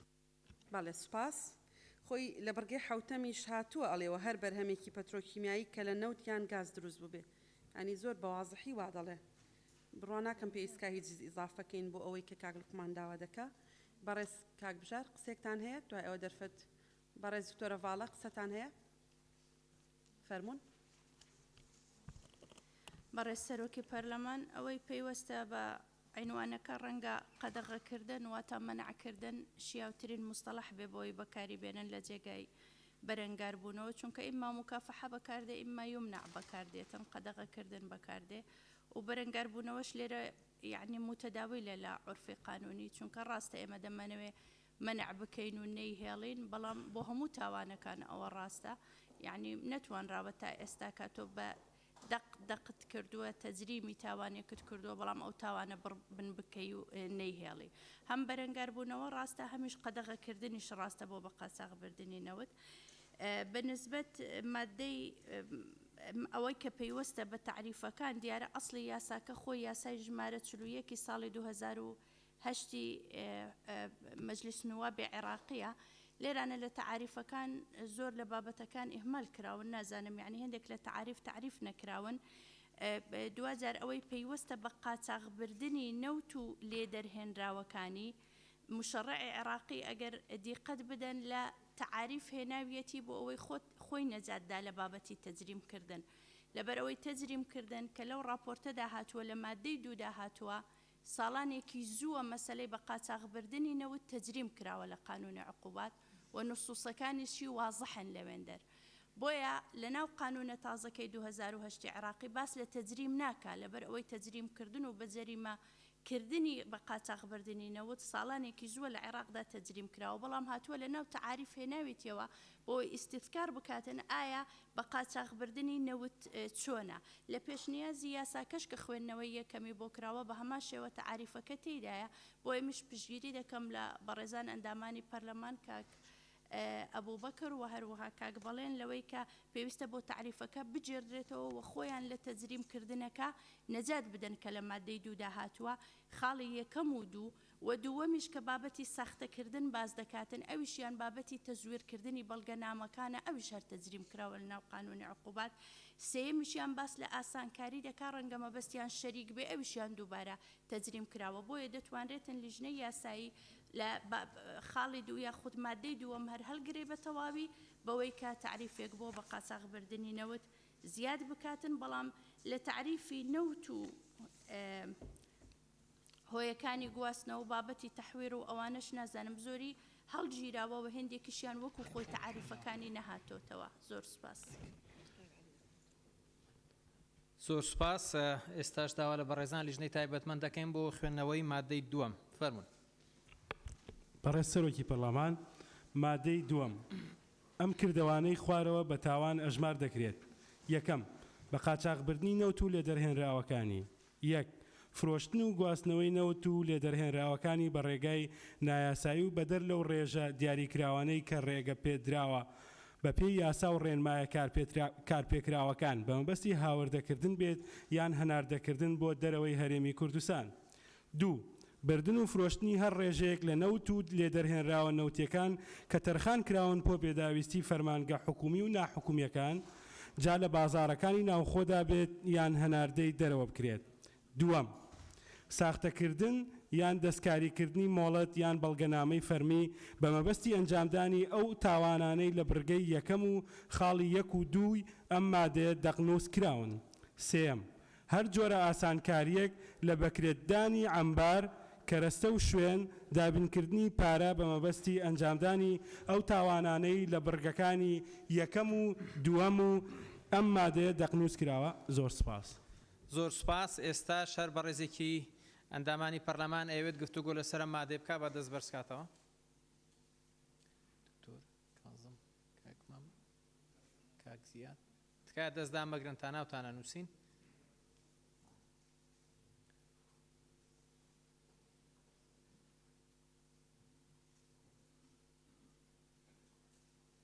کاک نزار و شێخ زاهیر، کاک ڕێبوار، نا کاک زیاد نووسی، کاک نزار، کاک داوان، کاک مامیش نووسیەوە. ئەم بە ڕێزانە ئەیانەوێت گفتوگۆ لەسەر ئەم مادەیە بکەن. کاک مەم، کاک تۆر کازم، کاک بەڵێن، کاک عەبدوستار، کاک تۆر ئەورامان، کاک دابان، کاک زیاد، کاک تۆر ڕێبوار، کاک نزار، کاک شێخ زاهیر. هەر بە ڕێزێکی تر ئەوێت. کاک نزار فەرموو. بەڕێز سەرۆکی پەرلەمان سەبارەت بە مادەی 2 لە خاڵی سێم دەرێ هەر جۆرە ئاسانکاریەک لە بەکرێدانی حەمبار و کەرستە و شوێن و دابینکردنی پارە بە مەبەستی ئەنجامدانی ئەو تاوانانەی لە بڕگەکانی یەکەم و دووەمی ئەم مادەیە دەقنووس کراون.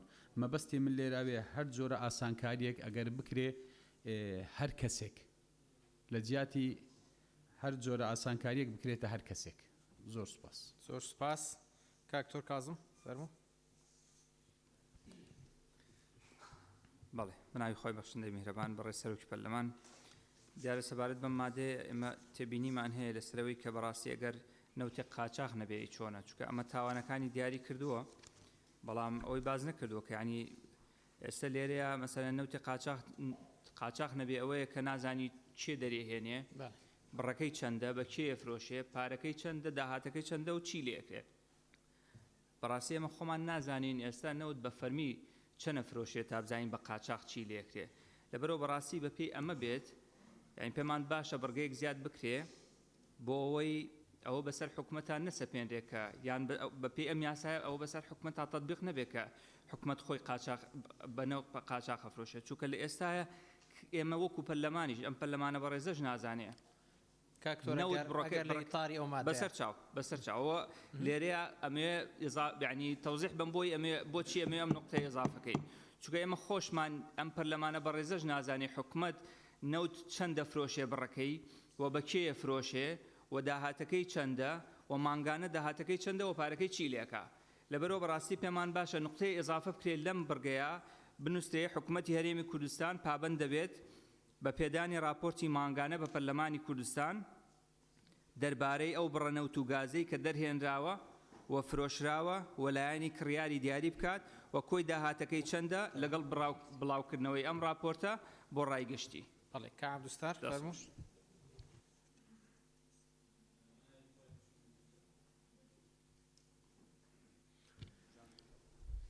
بەناوی خوای بەخشندەی میهرەبان بەڕێز سەرۆکی پەرلەمان، ئەوەی لەو مادەی باس کراوە زیاتر باسی کەسەکان کراوە کە نەوت بە قاساغ دەردێن و بە قاساغ دەیبن و دەیفرۆشن. بەس بەڕای من لەوەش لەوانە بەرپرسیاتر ئەو کۆمپانیا و گروپانن کە پشکی گەوریان بەردەکەوان ئەوان سەرپەرشتی ئەو بە دەرهێنانی نەوت و گاز دەکەن بە شێوەیەکی قاساغ و دەشی فرۆشن. بۆیە بەڕای من ئێمە خاڵشکە بۆ ئەم مادەی ئیزافە بکەین هەر کۆمپانیایەک هاوکار بێ بە کڕین و گواستنەوە و فرۆشتنی چ ئەو کۆمپانیا کە دەری دێنێت چ ئەوەی کە لەولا دەیکڕێتەوە ئەوانە سزا بدرێن و بەلایانی کەم بخرێنە لیستی ڕەشەوە. بەڵێ، سوپاس. سوپاس. کاک بەڵێن فەرموو. بەڕێز سەرۆکی پەرلەمان، دیارە زۆر بە کورتی دووبارەیەکەمەوە یاسایە بۆ نهێشتنی بە قاچاقبردنی نەوتاینا لەسەر کەرتی نەوت و مەسلەی شەفافێت لە داهاتوانە وەکو باسم کرد گفتوگۆی زۆر هەڵەگرێ بەڵام پەیوەندی بە دەرچواندنی یا مناقەشەکردنی پرۆژه یاسایەوە نییە بۆیە لە کاتی خۆی لە یاسای چاکسازی لە داهات و ئابووری لە هەرێمی کوردستان ئەکرێ مناقەشەی تونتر بگرێ ورتر بکرێ بەڵامەوەی کە من تێبینێڵم هەمان پشتیوانی لە قسەکەی دکتۆرە ڤالاکەم کە ئەم مادەیە هەڵبگیرێەوە بکرێ بە مادەیەکی تعریفی لە مادەی یەکەم بۆ مەسلەی بە قاچاقبردی نەوت و زۆر سپاس. بەڵێ زۆر سپاس کاک شێخزایر فەرموو. بە ناوی خوای بەخشندەی مێرەبان بەڕێ سەرۆکی پەرلەمان بڕگەی دووەم ساختەکردنیان دەستکاریکردنی مۆڵەتیان بەڵگەنامەی فەرمی بەمەبەستی ئەنجامدانی ئەو تاوانەی لە بڕگەی یەکەم خاڵی 1 و 2 ئەم مادەیە دەقنووسکراوە. پێشنیاز دەکەم لەبەر ئەوەی لە قانونی عقوباتی عراقی ژمارە 111 ساڵی 69 مادەی 289 باسی تەزویری ساختەکردنی محڕاتی ڕسمی کردووە و عقوبەی دانەوە کە عقوبەکەی لە 15 ساڵ زیاتر نەبێت لەو عقوبەی زیاترە کە لەو یاسای هاتووە. پێشنیاز دەکەم ئەو بڕگەیە لا ببرێت یان کار بە قاعدەی ئەلخاص و قەید العام دەکرێت و پشتگیری بەڕێز دکتۆرە بالاش دەکەم بۆ ئەو مادەیە بەڕاستی مادەکە هەمووی زیادە بەس تەنها پێناسەی بە قاچاقکردنی نەوت بکرێت. زۆر سپاس. سپاس کاک زیاد. بەڕێز سەرۆکی پەرلەمان بڕگەی یەکەم خاڵی یەک لێرە ئیشارەت بۆ دراوە بۆ دەرەوەی هەرێمی کوردستان لە کاتێکە هەموو زانین کڕین و فرۆشتن لە ناوخۆی هەرێمی کوردستانیشە هەیە بە مشتەقاتی نەوت و پاڵاوگەی نایاسایی هەیە لە هەرێمی کوردستانە لەبەرەوە کاتێکیشە کە لە هەر شوێنێک ئەگەر لەسەر سنوورەکان نەبێت بەم خاڵە لەسەر سنوورەکان لەبێت ناتوانێت هیچ جراتی شرێکە بکەیت لەبەرەوە پێشنیارەکەم ناوە دەرەوەی هەرێمی کوردستانی بۆ زیاد بکرێت. زۆر سپاس. زۆر سپاس. بەڕێزان سەرنجێکی پەیڕەوی لە ناو پەیڕەوی ناوخۆی پەرلەمانی کوردستان نەهاتووە کە پەرلەمانتار پشتگیری لە ڕای وەزیرێ بکە بۆیە ئەکرێ ڕاوسەرنجەکانی لە ڕێی لیژنەی تایبەتمەندەوە وەربگیرێ. ئێستاش بەڕێز کاک دکتۆر هەورامان فەرموو. بەناوی خۆی بەخشندەی میهرەبان بەڕێز سەرۆکی پەرلەمان هەورامان گەچێنەی وەڵام من سەرنجم ئەوەیە کە داوای پرسیارێکی کەم لە لیژنەی تایبەتمەند ئایا بە قاچاقبردن تەنها لەم ڕێگانەوەیە کە دەقنووسی لەسەر کراوە لەم مادەیە یان دەواازەی تریژ هەیە بۆ بە قاچاقبردن و بۆ ئاماژەی پێ نەکراوە. سپاس. سپاس. بەڕێز لیژنەی تایبەتمەند ئەگەر ڕاوسەرنجێکتان هەیە لەسەر ئەو فەرموو کاک بژار دوای بەڕێز سەرۆکی پەرلەمان سەبارەت ئەف مادەیەگیری دای سزای و قانون عقوبات عراقی و راست قانون عقوبات عراقي نفذ بركار الهرمي قانون عقوبات قانون قانون عام العراقي الهرم كردستان جيا بركاره بس الفيري بمعنى ناجينت كو هر تشتك يان هر ماده که قانون عقوبات ده هبت الفيري ام شول سر نکین اوه پارلمان کردستان دمی یاسا که ابگیرنگی زانت وی آراستی زانت کو یاسا گل پارلمان کردستان یاسا گا کردستانی درب کفت امت مشارع آزاد شیت الفيري یان پیش بس نه قانون عقوبات عراقی بکد یان جیل الفيري اگر پیت وی بد سزای که دی بدانت یعنی قیدت قانونی نینن سبارت بسیارات یا راسته کردن دیف فوالن پیشکش کردین اف پیش نیازه یاسا هر سال لجناتایی بدمن دیف دا لجنا قانونی اول بردسته ما یا محاوله هاتی کردن اف تاوانه اتاتی ندست نشان کردن که اول کافی نبود تا بقاچاق بردنی نبود هر اندامه که پارلمانی آزاده فکره کدی هبت تزره کدی هبت کردوه کدی کش هجیبت الوری اضافه ببت شد و کاندام پارلمان پیشکش کتو همجی دیور گرین یاسا کدی ملهری ما کردستان یا یاسا جماره 22 سال 2007 یاسا که شامله گلک ابگیشگیر بعثات یکرن اف یاسا متعلق به یاسای نو تو گاز یهرمی کردستان داش عراق دهات و چوانی دهاتی و خروکرنا دهاتی و تفاصیلات گریدای وی کرت نفت و گازی و الهرم کردستان اتداعات یا بحث کردن اف پیش نیازه یاسا تایبته برانگار بونوی بقاچاق بردنی نوت جبرندی امت وی چارچوبی دا گفتگوی سروی پیش نیازه صاحب کندی مفادارتر به زور سپاس. بەڕێزان پێشەوەی دەرفەدێنە بەڕێز کاکمەم بە پێی مادەی 91 بڕگەی سێم لە کاتی خستنە دەنگدان ڕایەکان پێویستە ئەو ڕای دەخرێتە دەنگدان بەلایەنی کەم سێ ئەندام پشتگیری لە ڕایەکەی کردبێت. جا بۆ هەندێک پێشنیار لێرە خرانە ڕوو سێ ئەندام پشتگیری نەکردوون بۆی لە کاتی دەنگدان گلەیەوە نەکرێت کە لیژنەی تایبەتمەند ئەو ڕایانەی نەخستوەتە ناو ڕاپۆرتەوە. کاکمان فەرموو. بەڕێز سەرۆکی پەرلەمان گرنگی خاڵی یەکەم لە وڵاتی ئێمەیە ئەوەی کە قاچاقبردننی نەودێکەکەن لە نەهامەتیەکانی وڵاتی ئێمە لە نەکبەتیەکان کە کارەساتێکی گەورەی خوڵقاندووە لە تاڵانکردنی سامانە سروشتیەکانی وڵاتی ئێمە بەشێکی لەم کێشەیە پەیوەندی بە ناشەفافێتەوەیە ئەوەشی کە لەلایەن دەوڵەتەوە فرۆشتەیە ئەو تێبینیانە بۆیە بۆ ئەوەی سەرڕای ئەو سندوقی کە باس کرا کاک عەلی پێشتر تەوزیعێکیدا لەو سندوقە کە پێویستەکە سندوقی سەرچاوە داهاتی سامانە سروشتیەکان لێرەیە من پێشنیازەکەم لە بڕگەیەک ئیزافە کرێ بڕگەی چوارەم پابند نەبوون بە شەفافیت ببێ بە یەکێک لە تاوانەکان لە هەرێمی کوردستاندا پابند نەبوون بە شەفافیت بڕگەی چوارەمی بۆ زیادکرێ و زۆر سپاس. سپاس کاک دابان فەرموو. بەڕێز سەرۆکی پەرلەمان دەست پێک بریا بەڕێزانی لیژنەی سامانە سروشتیەکان لە ئاستێکی فراوانترا قسەیان لەسەر کەرتی نەوت و شەفافێتی داهاتی نەوتەوانە بکردایە چکە مەسەلەی دەرێنان و هەناردەکردنی و بەعام پرۆسەی نەوت لە هەرێمی کوردستانە بە یاسایی کراوە لە چوارچێوەی بڕیار و ڕێنمایەکانی وەزارەتی سامانە سروشتیەکانە بەشێکی ئەمە بە یاسایی کراوە ئەوەی تری کە پەیوەندی بە قاچاقبردنەوەی ڕەنگە چەند حاڵەتێک بوو بێ ڕەنگە هەر بە بڕیاری ئەنجومەنی وەزیران و بڕیاری سامانە سروشتیەکان حل بکرایە و ئەوەی کە پەیوەستە بەو کردوانەی خوارەوە کە بەتاوان هەژمارەکرێ منەستەکەم ئالۆزیەکەی لە بینی دزیکردن و لە بینی قاچاقبردن ینی جیان نەکراوەتەوە مەسەلەی دزیکردن و مەسەلەی قاچاقبردن چەند حاڵەتێک هەیە لێرە باس لە ناو ئەم هینەیە باس نەکراوە مەسەلەی تۆ باسی هۆیەکانی گواستنەوە کردووە کاکتابان ئەم هینە چیانی کام لە ناو کام شت ئەو هینە ڕەنگە هەر پێڕاهات بێتم ینی مستەڵەحێکی دیاریکراو لە شوێنەکەیانە بێ لە چ پێشنیارێک لە چ شتێک لەم هینەیە باسی کونکردنی بۆری نەوت نەکراوە ینی لە مادەیەکی ترا باسکراوە کە لە مادەی هەشتا لە تعریفەی تاوانەکەیان من هیوادارم بە ڕێزان ئەو مادەیەش بخەنە ناو ئەم مادەیەوە کە بە تاوان هەژمار بکرێت چکە کونکردنی بۆریش هەر لە لێرەیە جێ بکرێتەوە دوو یەک حاڵەتی ترە هەیە من پرسیار لە بەڕێزان لیژنەی سامانە سروشتیەکانەکەم کە وەڵام بدەنەوە بەشێکی بە قاچاقبردنی نەوت ئەوەیە کە بە یاسایی مەعاملێک شەریکاتێک یا مۆلیدات ئەمە ئەم نسبەیە وەرەگرن بەڵام لە دوای ئەوە پرۆسی قاچاقبردنەکەی دەست پێەکە لێرەیە تعریفی نەکراوە ئەمیان چۆن حەلەکرێ سوپاس دەکەم. سپاس دوایین کەس بەڕێز کاک تۆڕێبار فەرموو.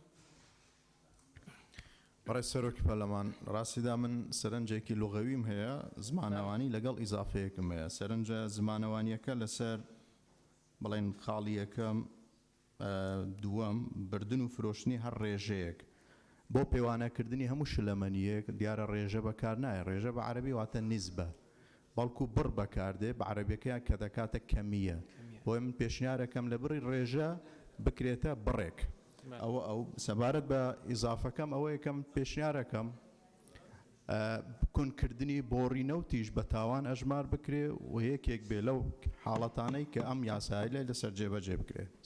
سپاس لیژنەی تایبەتمەند ئەگەر ڕاوسەرنجێکتانە اینجا دوای بەڕێز وەزیری هەرێم فەرموو کاکانی. بەڕێز سەرۆکی پەرلەمان دیارە ئەم لیژنە ئەم پێشنیازە کەیەت ئەبێت لە چوارچەوەی ئەم پێشنیازە راپۆرتەکە حازرکە ناتوانێت بچێتە دەرەوەی سنوورێکی قانونی کە لە دەرەوەی ئەمەیە سەبارەت بۆ کەیتر بن ینی بۆ خۆم ئەوجا هەمومان پێویستە لەسەرمان چۆن پێڕەوی ناوخۆی خوێنەوە یاسای نەوت و غازیش بخوێنینەوە لە یاسای نەوت و غازە زۆر بە جوانیش ئەگەر یاساکە جێبەجێکرێت تەبعات شەفافەتی نەوت لەوێوەیە بۆ نمونە سندوقی داهاتی نەوتە بێت دروست کرێ کۆی پارەکانی نەوت کۆی پارەکانی نەوت پێش ئەوە دینارێکی لێ خەرج کرێ دێتە ئەم سندوقە دواتر بە راپۆرت پەرلەمان ئاگادارەکرێتەوە چاودێری دارایی وردبینەکە کۆمۆ دروستەکرێ کۆمپانیای بە بازارکردنی نەوت ئەوەی پێشتریش بە ڕێزان پەرلەمانتار ئەو کاتە کۆمۆ قەرارەدا نەوت بەکێ بفرۆشێ چەند فرۆشە کۆمپانیای نیشتیمانی نەوت دروستەکرێ ئێستا لیژنەکەی ئێمە وەلەو ستراتیژەی دامان ڕشتۆتەوە ئەوەیە کە کار بکەین بۆ ئەوەی ئەبێ ئەم مؤسساتانە دروست ببێ واتە تۆ ئەبێ قانونی تایبەت قانونی بۆ بە بازارکردنی نەوت سندوقی داهاتی نەوت تەفعیل کێ کۆمپانیای نیشتیمانی نەوت قانونی بۆ نەوت و پاشک و پاڵاوتن و پاشکۆکانی نەوت واتە هەریەکە لەمانە بێ قانونی خاصی خۆیانیان هەبێ ئێستا ئەگەر سندوقی داهاتی نەوت دروستکە بەشێکی گەورەی گرفتەکە هەلە بێ ئەگەر هینەکانی تر سەبارەت بەوەی کەوتیان ڕێیتری قاچاخەیە لەمە ئەگەر ڕێیەکی تر هەیە و ئێمە درکمان پێ نەکردووە نەکراوە ئەبێ لەما بوترێ ئەوەکەی تری بەڵێ ئێمە وەکو لیژنە بە دوواداچوونی وردمان کردووە لەسەر ئەوەی پارەی نەوت چەنە راپۆرتەکەی چەنە بەڵام ئەمە یەکسان نییە بەوەی حکوومەت بە شێوەیەکی فەرمی خۆی ئەعلانیکا مەسەن ئەمڕۆ ئێمە چوین بۆ وەزارەتی دارایی کە 300 ملیۆن دۆلاری داهاتی نەوتی وەرگرتووە لە داهاتی نەوت مەسەن ئەی ئوجوری بۆری چەنە پرسیارمان کردووە ئەی استحقاقی شەریکات چەنە کام شەریکە چەند وەرەگرێ ئەمانە هەمووی بە دروستکردنی سندوقی داهاتی نەوت چارەسەرە بێ کە لە سندوقەکە پێتەڵێ ئەمە کۆی داهاتی نەوت ئەمەش کۆی مەسارفەکانی ئەگەر یاساکە بخوێن تۆ راپۆرتەکە لە یاساکە زۆر بەڕوونی هیچ کلێنێکی نێشتوتەوە کە بڵێ پارێکی نەوت سەرفەکرێ و لە سندوقەیەتە دەرەوە راپۆرتی مانگانێن ڕقابێ هەمووی دەستنیشان کراوە بۆ ئەوە کەی تریشی کۆمۆ زۆر گرنگە دەستکاری بکرێت سەبارەت بەوەی کە کۆمپانیایەک تێوە بگلەیەکێ کە ئەڵێ هەر کەسێک واتە کەسی مادی و معنەوی هەر کەسێ لەم پرۆسەیە تێ بگرێ شخصێکە کۆمپانیایەکە مؤسسەیەکی گەورەیە هەرکێو تێوە بگرێ ئەوەی زۆر بەڕوونی لەسەری نیسوە سەبارەت بە کوونکردنی بۆری لەم یاسا هەیە بە تیرۆر ئەژمار کراوە کوونکردنی بۆریاتە واتە ئەگەر بەڕێزان ینی من یەک ملاحەزەمەیە زۆر جار بابەتێ مناقەشەیە کرێ هی مادەکانی دواترە ینی راپۆرتەکە گەر باشتر بخوێنینەوە هەمومان هەمووی تایە ینی کوونکردنی بۆری بە تیرۆر ئەژمان کراوە و زۆر بەڕوونی سەبارەت بەوەی کاکدابان وتی ئەگە من وا تێگەشتم بۆ نمونە دامی شوێنێکە کرێ مؤسسەیەکە کرێ معمەلێکە کرێ نەوتێکی ڕەشێ درێتێ یا بگازوایلێکی درێتێ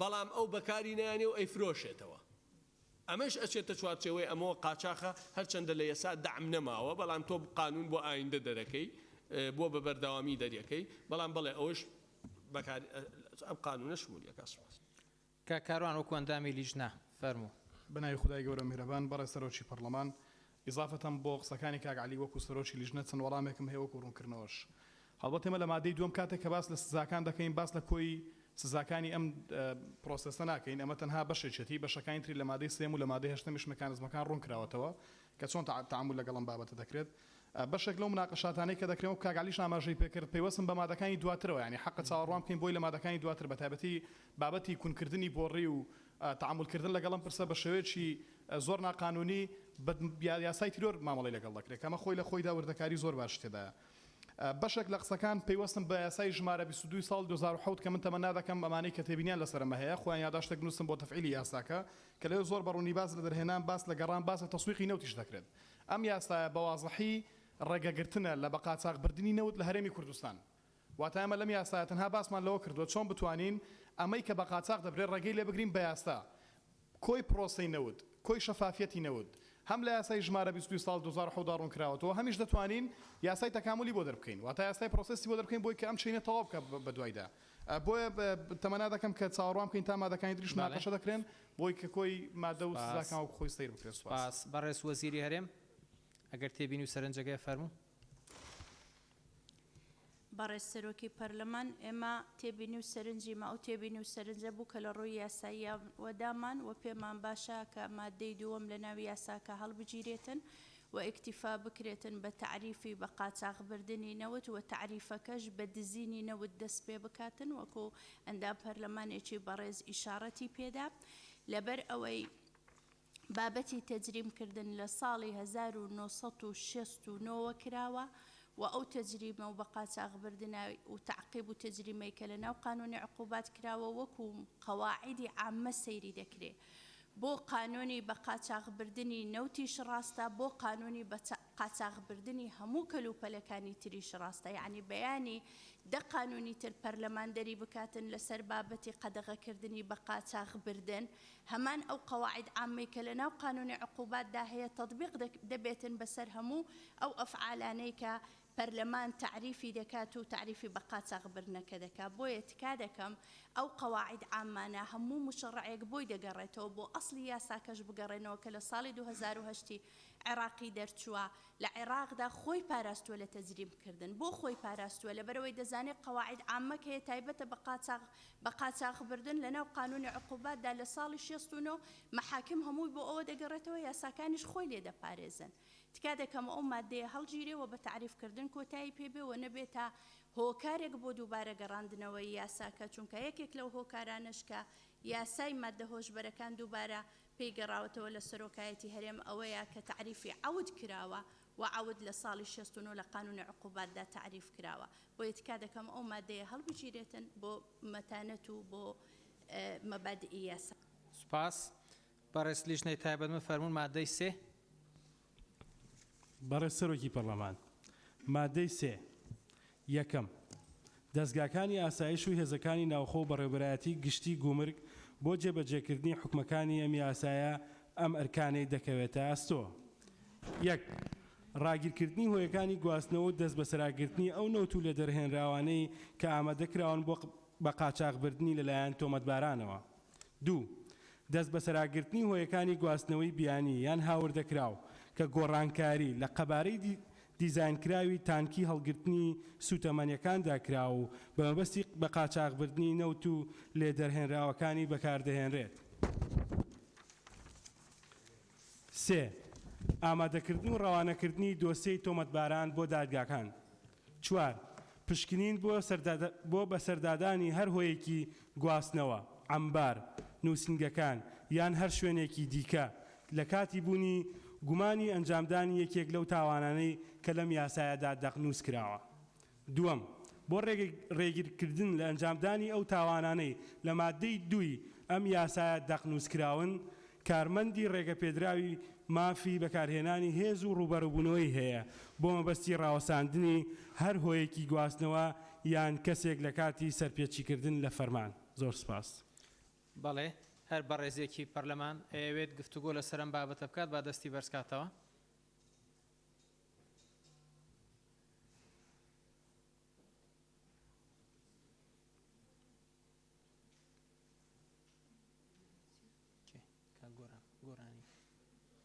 گۆرانی ئینزیبات ئەبوبەکر لوقمان نەجاتی لێرە مامۆستا نەجات شێخ زاهر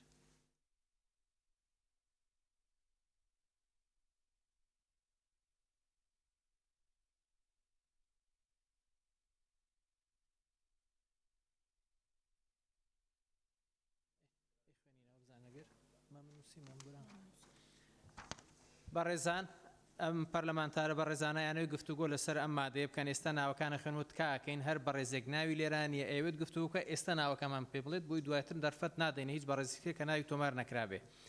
کاک مەم، کاک بەڵێن، کاک عوسمان، کاک گۆران، کاک شێخ زاهر، کاک ئەبوبەکر، کاک لوقمان، نەجات خان، کاک جەلال، کاک تۆر هەورامان.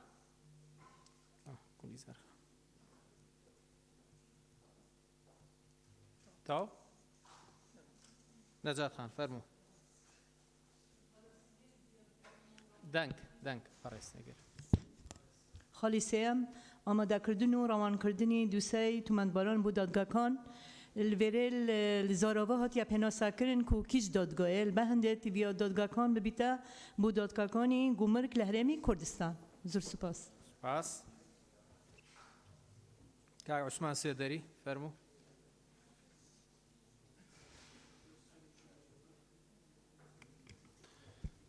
بەڕێز سەرۆکی پەرلەمان دیارە مادەی 3 بڕگەی یەکەم دەستگاکانی ئاسایش و هێزەکانی ناوخۆ بە ڕێوەبەرایەتی گشتی گومرگ بۆ جێبەجێکردنی حکومەکانی ئەم یاسایە ئەم ئەرکانیان دەکەوێتە ئەسلۆبە بۆ چوونی من هێزەکانی پاسەوانی سنووریشی بۆ ئیزافە بکرێ باشە لەبەرەوەی پاسەوانی سنووریش ئەرچێکی زۆریان هەیە لەو ناوە سنوورەکانی ئێمە بە دەرەجەیەک پاسەوانی سنووری لێ.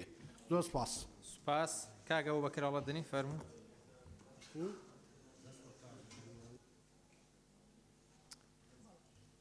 بەڕێز سەرۆکی پەرلەمان من پێم وایە ئەم مادەیە هەر زیادە هەڵبگیرێ لەبەرەوەی کە هێزەکانی ئاسایشی ناوخۆ بڕیارەکانی دادگا جێبەجێەکەن لەبەرەوە هەموو ئەو پرۆسانی کە لێرەیە ڕەوانەکردنی دۆسیەکەیە بۆ دادگا و قەراری دەست بە سەراگرتن و ڕاگیرکردن هەموو بە ئەمری حاکمە بێت ینی بۆیە بەڕای من ئەم مادەیە زیادە و بەرگەی دۆمیشی بەڕاستی هەر بە پێی یاسا ئەعزای زەبتی قەزایی بۆ خۆیان بۆیان هەیە کە ئەو ڕێکان هەموو ڕێکارێ بگرنە بەر بۆ مەبەستی ڕاوەستاندنی ئەو تاوانی ئەنجامەدرێ بۆیە من داوای هەڵگرتنی مادەکەکەم. زۆر سپاس. کاک جەلال فەرموو.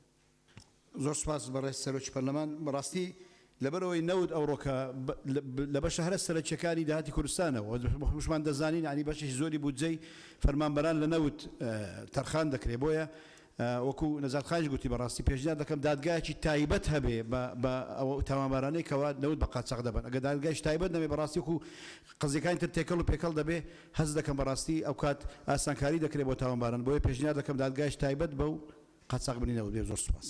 کاگەورامە فەرموو مایکەکە کاک جەلال فەرموو کاگەورامە. بەڕێز سەرۆکی پەرلەمان من پشتیوانی یەکەم و تەییدی ڕاکەی بەڕێز مامۆستا ئەبوبەکر هەڵەدنی یەکەم. سوپاس. سوپاس. کاک لوقمان. بەڕێز سەرۆکی پەرلەمان سەبارەت بە مادەی 3 دەستگاکانی ئاسایش و هێزەکانی ناوخۆ بەڕێوەبەرایەتی گشتی گومرگ بۆ جێبەجێکردنی حکومەکانی ئەم یاسای ئەرکەکە دەگرنە ئەستۆ وەکو برای بەڕێزم کاک عوسمان سێدەری ئاماژەی پێدا لە ئێستادا هێزەکانی پۆلیسی پاسەوانی سنوور و گومرگ ئەرکە ئەساسەکە ئەگرنە ئەستۆوە چاودێری سنوورەکانەکەن بۆیە ئەبێ ئەمە ئیزافە بکرێت پێشنیازەکەم و سەبارەت بە خاڵی یەکەم ڕاگیرکردن نازانم ڕاگیرکردن بۆ ڕاگرتن نەبی ڕاگیر ینی کۆڵەکە تەسەوڕەکەم ئەم شێ لە جێی خۆی نییە پێشنیازەکەم وای لێ بگرێت ڕاگرتنی هۆیەکانی گواستنەوە و دەست بە سەراگرتنی نەوت و لێدەنهێنراوەکان کە ئامادەکراون بۆ بە قاچاقبردن لەلایەن تۆمەتبارانەوە. سەبارەت بە خاڵی دووەم دەست بە سەراگرتنی هۆیەکانی گواستنەوەی بیانی و ناوخۆش ئیزافە بکرێت چکە هۆی گواستنەوەی ناوخۆمان هەیە دەیان کۆمپانیای ناوخۆی هەیە کە نەوتە گوازنەوە. زۆر سپاس. سپاس. کاک شێخ زاهر.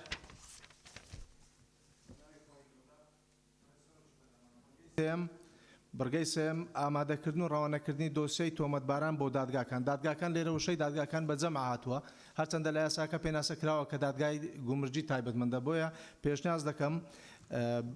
پێشنیاز دەکەم بکرێتە دادگای تایبەتمەند کە دادگای گومرجە محکەمەی گومرگە. سپاس. کاک بەڵێن.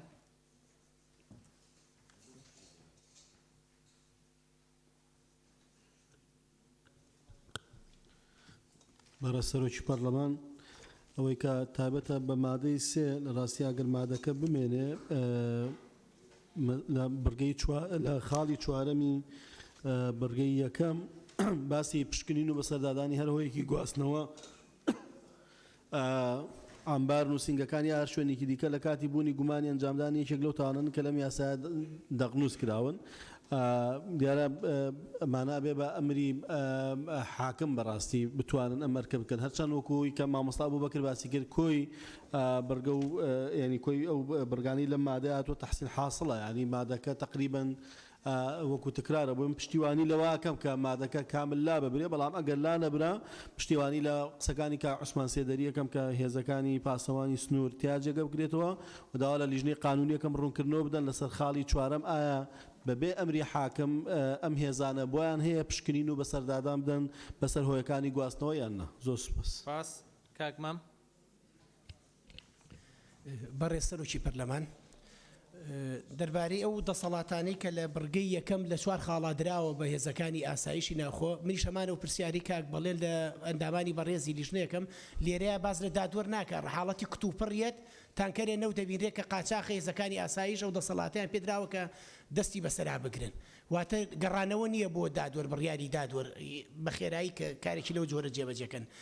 مادام بەم شێوەیە من پێم وایە بڕگەی دووەمیان کە ئەڵێ هێزەکانی ئاسایش بۆیانێ هێز بەکاربێنن خۆ لە ڕێی هێزەوە ئەماکە یعنی تەحسیل حاصلە مادام لە بڕگەی یەکەمە لە چوار خاڵە ئەم دەسەڵاتە دراوە بە هێزەکانی ئاسایش و ناوخۆ پێویست بە بڕگەی دووەم ناکە هەر زیادە لا ببرێ پێشنیازی منەوەی هەر لا ببرێ پێویست بۆ ناکە بەنسبەت ئەو پێشنیازی کاک عوسمان سێدەریش پێشنیازی کرد بێگومان هێزەکانی پاسەوانین منیش پشتیوانی لە یەکەم کە پێویست دەکات ئەوانش ئیزافە بکرێت داڕشتنەوەی خاڵی یەکەم من پێشنیاز دەکەم بۆ ئەندامانی بەڕێزی هەردوو لیژنە بەم شێوەیە بێ داڕشتنەوەی خاڵی یەکەم لە بڕگەی یەکەم ڕاگیرکردنی لا برێت دەست بە سەراگرتنی هۆیەکانی گواستنەوە و ئەو نەوت و لێ دەرهێنراوانەشی کە بە ئامادە کراون بۆ بە قاچاقبردنی لەلایەن تۆمەت بارانەوە سیاقی ڕستەکە باشتریش دێ بەدەستەوە بۆیە تاکی دەکەمەوە بڕگەی دووەم بە زیادیە بینم لا ببرێ و زۆر سپاس.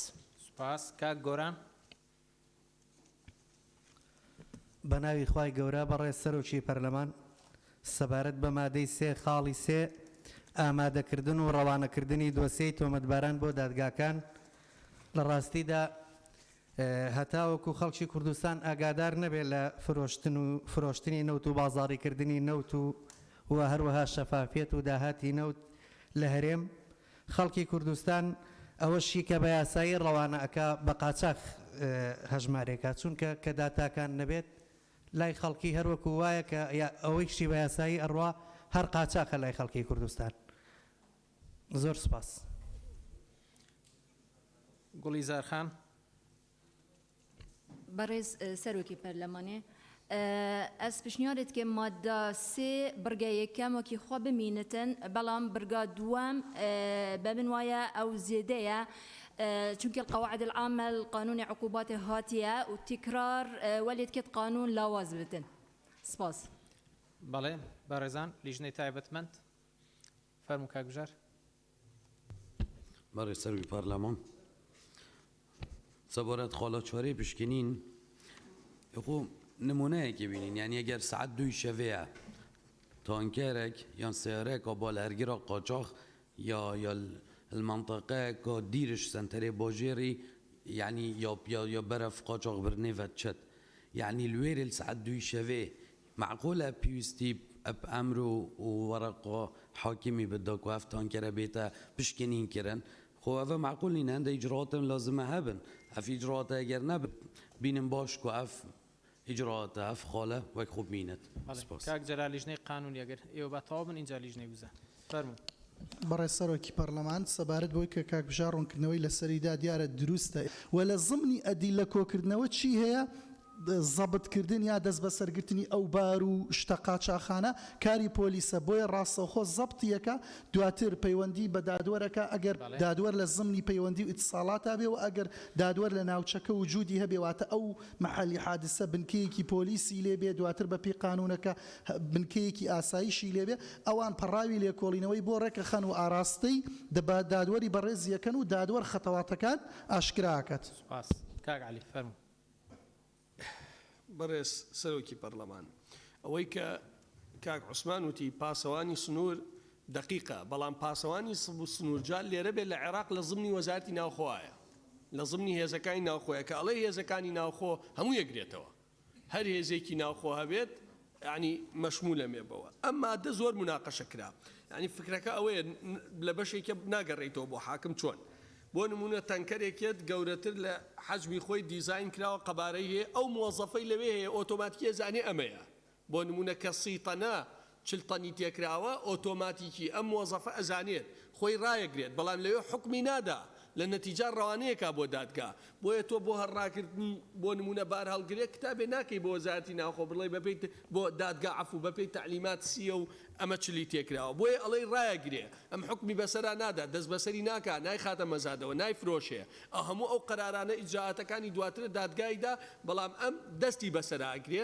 و ڕێگەی لێگرێ ڕێگە بە تێپەڕبوونی نادا بەپێی ئەو تعلیماتانەی کە هەیە نەک ئەوەی ڕاستەوخۆ خۆی یعنی بۆ هەموو حاڵەتێکە ڕۆژانە لەوانەیە چەندین حاڵەتی دووبارە بێت و هەمووی کتاب و ناو کتاب بکوم بچێ بۆ دادگا و بێتەوە و چەند مانگێکی پێ بچێت. سوپاس کاک سەرکۆ فەرموو.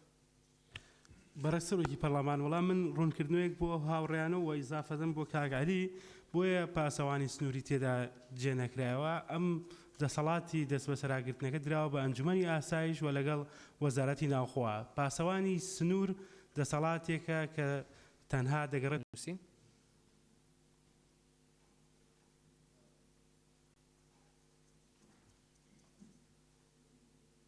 کاک جەلال کاک ڕێبوار کاک عوسمان شیرین خان کاک یاسین دکتۆر مەحێدین گوڵیزار خان کاک جەلال و نەجات خان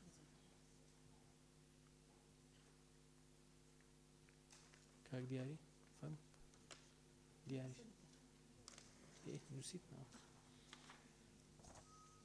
ئەو بەڕێزانەیانەوێت لەسەر مادەی 4 گفتوگۆ بکەن بریتین لە بەڕێزان کاک دیاری کاک تۆر مەحێدین گوڵیزار خان کاک عوسمان شیرین خان کاک تۆر ڕێبوار کاک جەلال نەجات خان کەسی تر هەیە؟ بەڵێ کاک ڕێبوار فەرموو.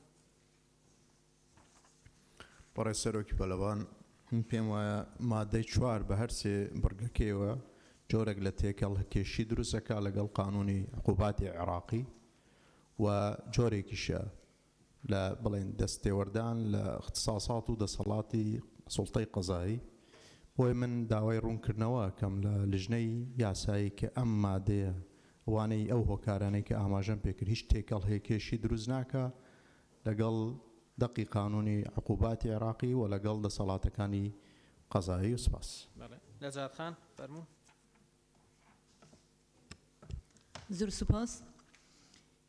یەکەم کەمبەرێ خب دەینی جۆرە کۆدیشتی خۆلۆسیێت برگۆ مۆدی سیێدا کەسی تومەتبار چه ئەنجامداری سەرەکی تەوانەکە بیت یان شوفێری هوکارەکانی گواستنەوە یان ئەوانەی لە تەوانەکەدا بەشدارن بە مەبەستی لێکولینەوە دادگای کردنی هەواڵی دادگای لەو سنوورە دەکرێت کە نەوت و لێدەرهێنرا و ناوتیەکان تێدا بە قاچاق بردراوە.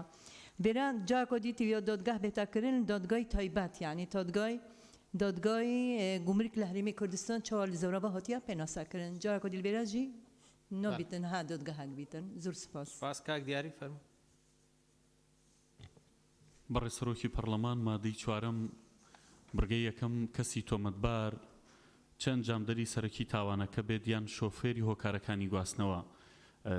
ڕاستە زۆر جار شۆفێری گواستنەوەی تانکەرەکان کە و با بڵین نەودیان مشتاقەکانی ئەگوازنەوە هەندێکیان خۆیان با بڵین نەو تانکەرانیان هەیە یان با بڵین خیبریان هەیە شتێکی دیکان هەیە بەڵام زۆر جار هەندێکیش بەڕاستی شۆفێرن یان ڕەنگە نەزانن کە بارەکە قاچاخەیان بۆ نمونەم کەسانە پێشینیان نەبێت یان ڕەنگە لیترێک لەو نەوتەل و بەنزینیان سنتێک دۆلارێک بۆ ئەوان نەبێت. بۆیە من پێشنیاز دەکەم بڕگەیەکی بۆ زیاد بکرێت لە بڕگەی بۆ نمونە 4 یان بڕگەی دووەم بکرێت بەوەی کە شۆفێر لە جاری یەکەمدا بۆ نمونە تعاودی پێبڕ بکرێتەوە ئەگەر لە بۆ نمونە جاری دووەم دووبارەی کردەوە غەرامێکی سزایی بدرێت جاری سێم بۆ نمونە بە هەمان شێوە مامەڵەی لەگەڵا بکرێت و زۆر سپاس. سپاس کاک عوسمان.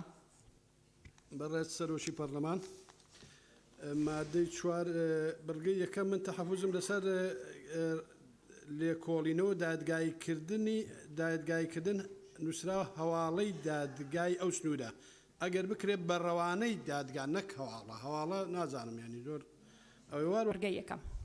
زۆر سپاس. کاکتۆر مەحێدین. بەڕێز سەرۆکی پەرلەمان لە بڕگەی یەکەم مادەی 4 هاتووە کە کەسی تۆمەتبار چه ئەنجامدەری سەرەکی تاوانەکە بێ یا شوفێری هۆکارەکانی گواستنەوە یان ئەوانەی لە تاوانەکە بەشدارن بە مەبەستی لێکۆڵینەوە و دادگاییکردن هەواڵەی دادگای ئەو سنوورە دەکرێت کە نۆت و دەرهێنراوەکانی نەوتەکانی تێدا بە قاچاق بڵێت. ڕەنگە لە هەموو شوێنەکان ئێمە ئەو دادگایەمە نەبێت چکۆمە باسیەوەمەکە دادگایمان هەیە دادگاکانی گومرجی هەرێمە ڕەنگە لە قەزایەک لە دەیەک لە ناحەیەک ئەو دادگانێ بۆیە پێماشە دادگای تایبەتمەند دەستنیشان بکرێت لێوێن دەرێت. خاڵی دووەمی ئەوەی بڕگەی دووەم پەیوەندی بە ئازاد نەکردنی تۆمەتبارە ئەمە پێچەوانەی سەربەخۆیی دەسەڵاتی دادوەریە و تاوانبار یاخود کەسی تۆمەتبار تا ئەو کاتەی لەلایەن دادگاوە بڕیاری تۆمەتباری بەسەردا دەدرێت بێتاوانە و هەروەها مەسلەیەش کەمان هەیە مادەکانی 19 بڕگەی یەکەم و مادەی 88 و 47 لە دەستوری عراقی ئاماژەی بە سەربەخۆیی دادگاکان کردووە و ئێمە مەبدەی فەسلی سلوتاتمان هەیە کە دەسەڵاتەکان یەکتری جیا دەکەتێ بۆیە لەگەڵ ئەوە بڕگەی دووەم لە مادەی 4 لا بژیرێ و چکو ئەمە وا دەکەین دەسەڵاتی تەقدیری لە بۆ یاخود دەسەڵاتی تەقدیری لە بۆ دادوەرە بەڕێزەکان ناهێلی نێوتە دەخول بە کاروباری دەسەڵات دەکەین. زۆر سپاس. سپاس کاک جەلال. بەڕێز سەرۆکی پەرلەمان لە مادەی 4 بڕگەی یەکەم باز لە بەستی لە کۆڵانەوەتە ڕەوانەکردنی تاوانبار لە ئەو سنوورە بەڕاستی بە مەزەندەی من ئەوە زۆر بە ڕاشکاوی دەڵێ هاوکاری ئەو تاوانبارە بکەن و بە خزمێنە و مەحسوبیت بەرەڵای بکەن چکە زۆر جارزانی بەڕاستی ئەوانی لەو سنووران جاری وایە ئەو مۆزەفەی تەقیمی ئەو سیتەرە دەکات چلتەنی بەڕێ دەکات یاخود پۆلیسەکەیە یاخود یەک لەوانەیە کارمەندە لەگەڵیان بەڕاستی هەمیان دەستوی شەبەکەی گەورە دروست دەکەن تۆ ئەڕوانەی وێ کە بەڕاستی ئەو کۆی لێ دێ دەست و ساحێ ماڵ یەک بن هەموو شتێک ئاوا دەکەن و ئەو هەیە بەڕاستی پێم باشە دادگای تایبەتمەند یعنی هیچ کەسێک تەحویلی سنووری خۆی نەکرێت دەست ئاساکاری دەکرێت. زۆر سپاس. گوڵی زارخان فەرموو.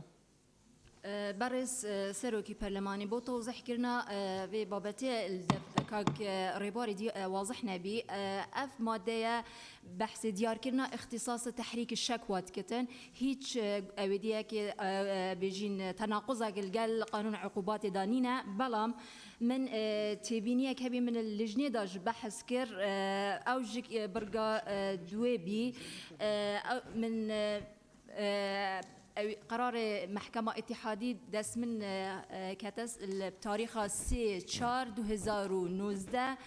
إشارة بهندد برقا دوام نادستورية از حضرت کم هین همی هاری کار من گلمن اوی برگی املادن دا تناقض گل دستوری نبتن چونکه اف الویری دا ام تقیدت کین صلاحیت حاکمی الویری فقط بو مثلا من ویری دا مقصدا من بس بو ماده دویه نابتن ام تقیدا الزام بکین قاضی کو دست بسر یا بجین تاوان باري بكت حتى حكمان نهائي بيتن او صلاحيات دفع حاكميه او دي تقدير كتن ايا بردتن يانا تني بو برقا دوام اما بو برقا از برقا چهارم وقت بحثي برقا هشتم بحثي تيروريت كت او الويردا تني الويردا ام دز بس يعني دي بينت حتى حكم دوما هيك بلام برقا دوام الفيريدا بس تني دي صلاحياتي امدينا حاكم قضائي او دي ديار كتن كو بمينة تاوان بار يعني أول فيريدا المحكمة اتحادي إشارة بيداية يديار كرا أفرج يا دوما هيك چونك أفرج ما يترجمة كرا القانون العراقي ده طبعا الفيريدا جل تاريخ 3/4/2019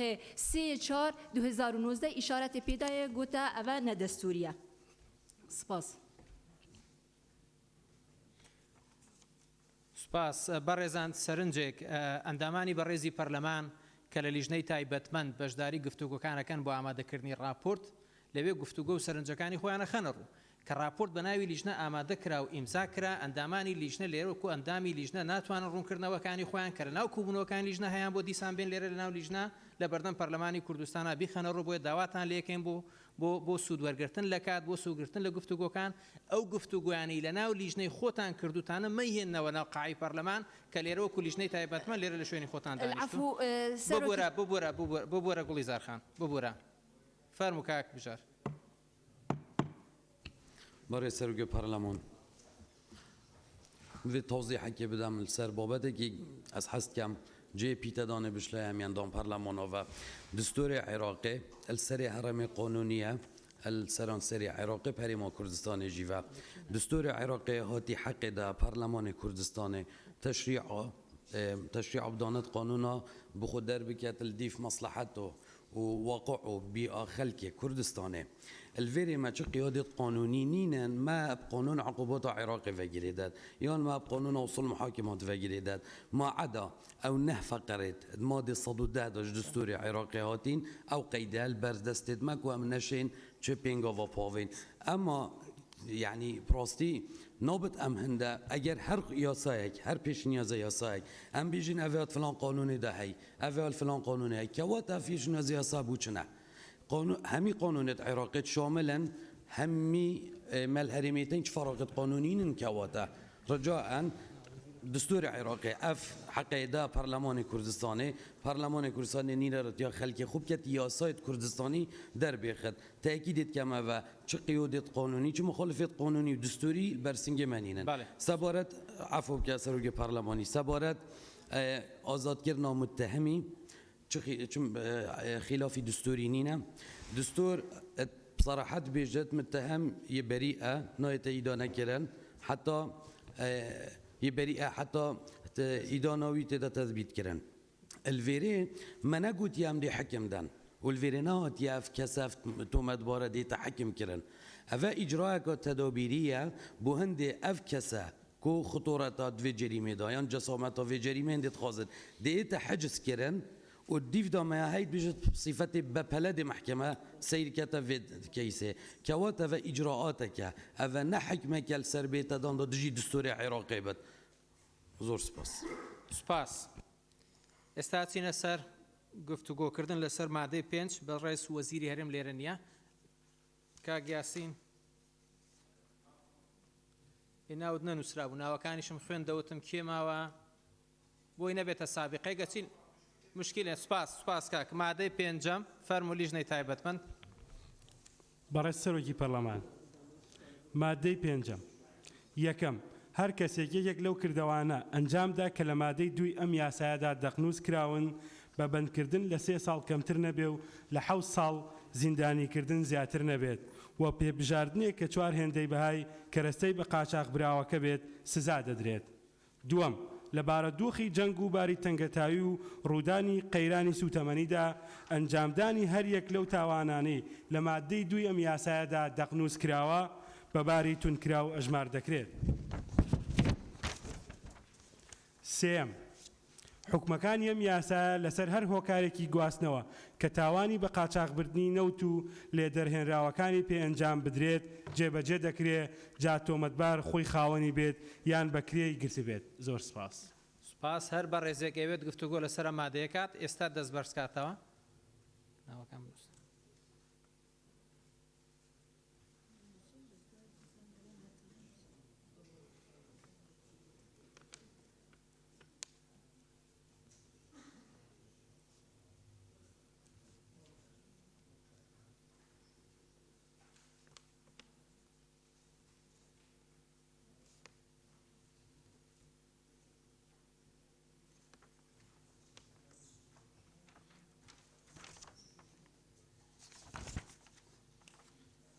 ئەم بەڕێزانە ئەیانەوێت گفتوگۆ لەسەر مادەی 5 بکەن کاکتۆر کازم کاکتۆر محێدین کاک دیاری کاک بەکر کاک گۆران کاک بەڵێن کاک جەلان کاک موسلیم کیتر کاک موسلیم فەرموو. زۆر سپاس سەرۆکی پەرلەمان ئەم پێم وایە مادەی 5 لە بڕگەی دووەمە پێم وایە ئەم ڕێژەی کە دانراوە ڕێژەی 3 ساڵەکە دوو قات بکرێتەوە بکرێ بە 6 ساڵ و 7 ساڵەکەش بکرێ بە 10 ساڵ زیندانیکردن چونکە پێم وایە کەسی ئاسایی بەڕاستی ناتوانێت مامەڵە بە قاچاقبردن و ئەنجامدانی ئەو سەرپێچیانە بکە بۆیە دوو قاتی لێ بکرێتەوە جوبارە دەستان خۆش بێت. سپاس کاک موسلیم. کاک بەڵێن.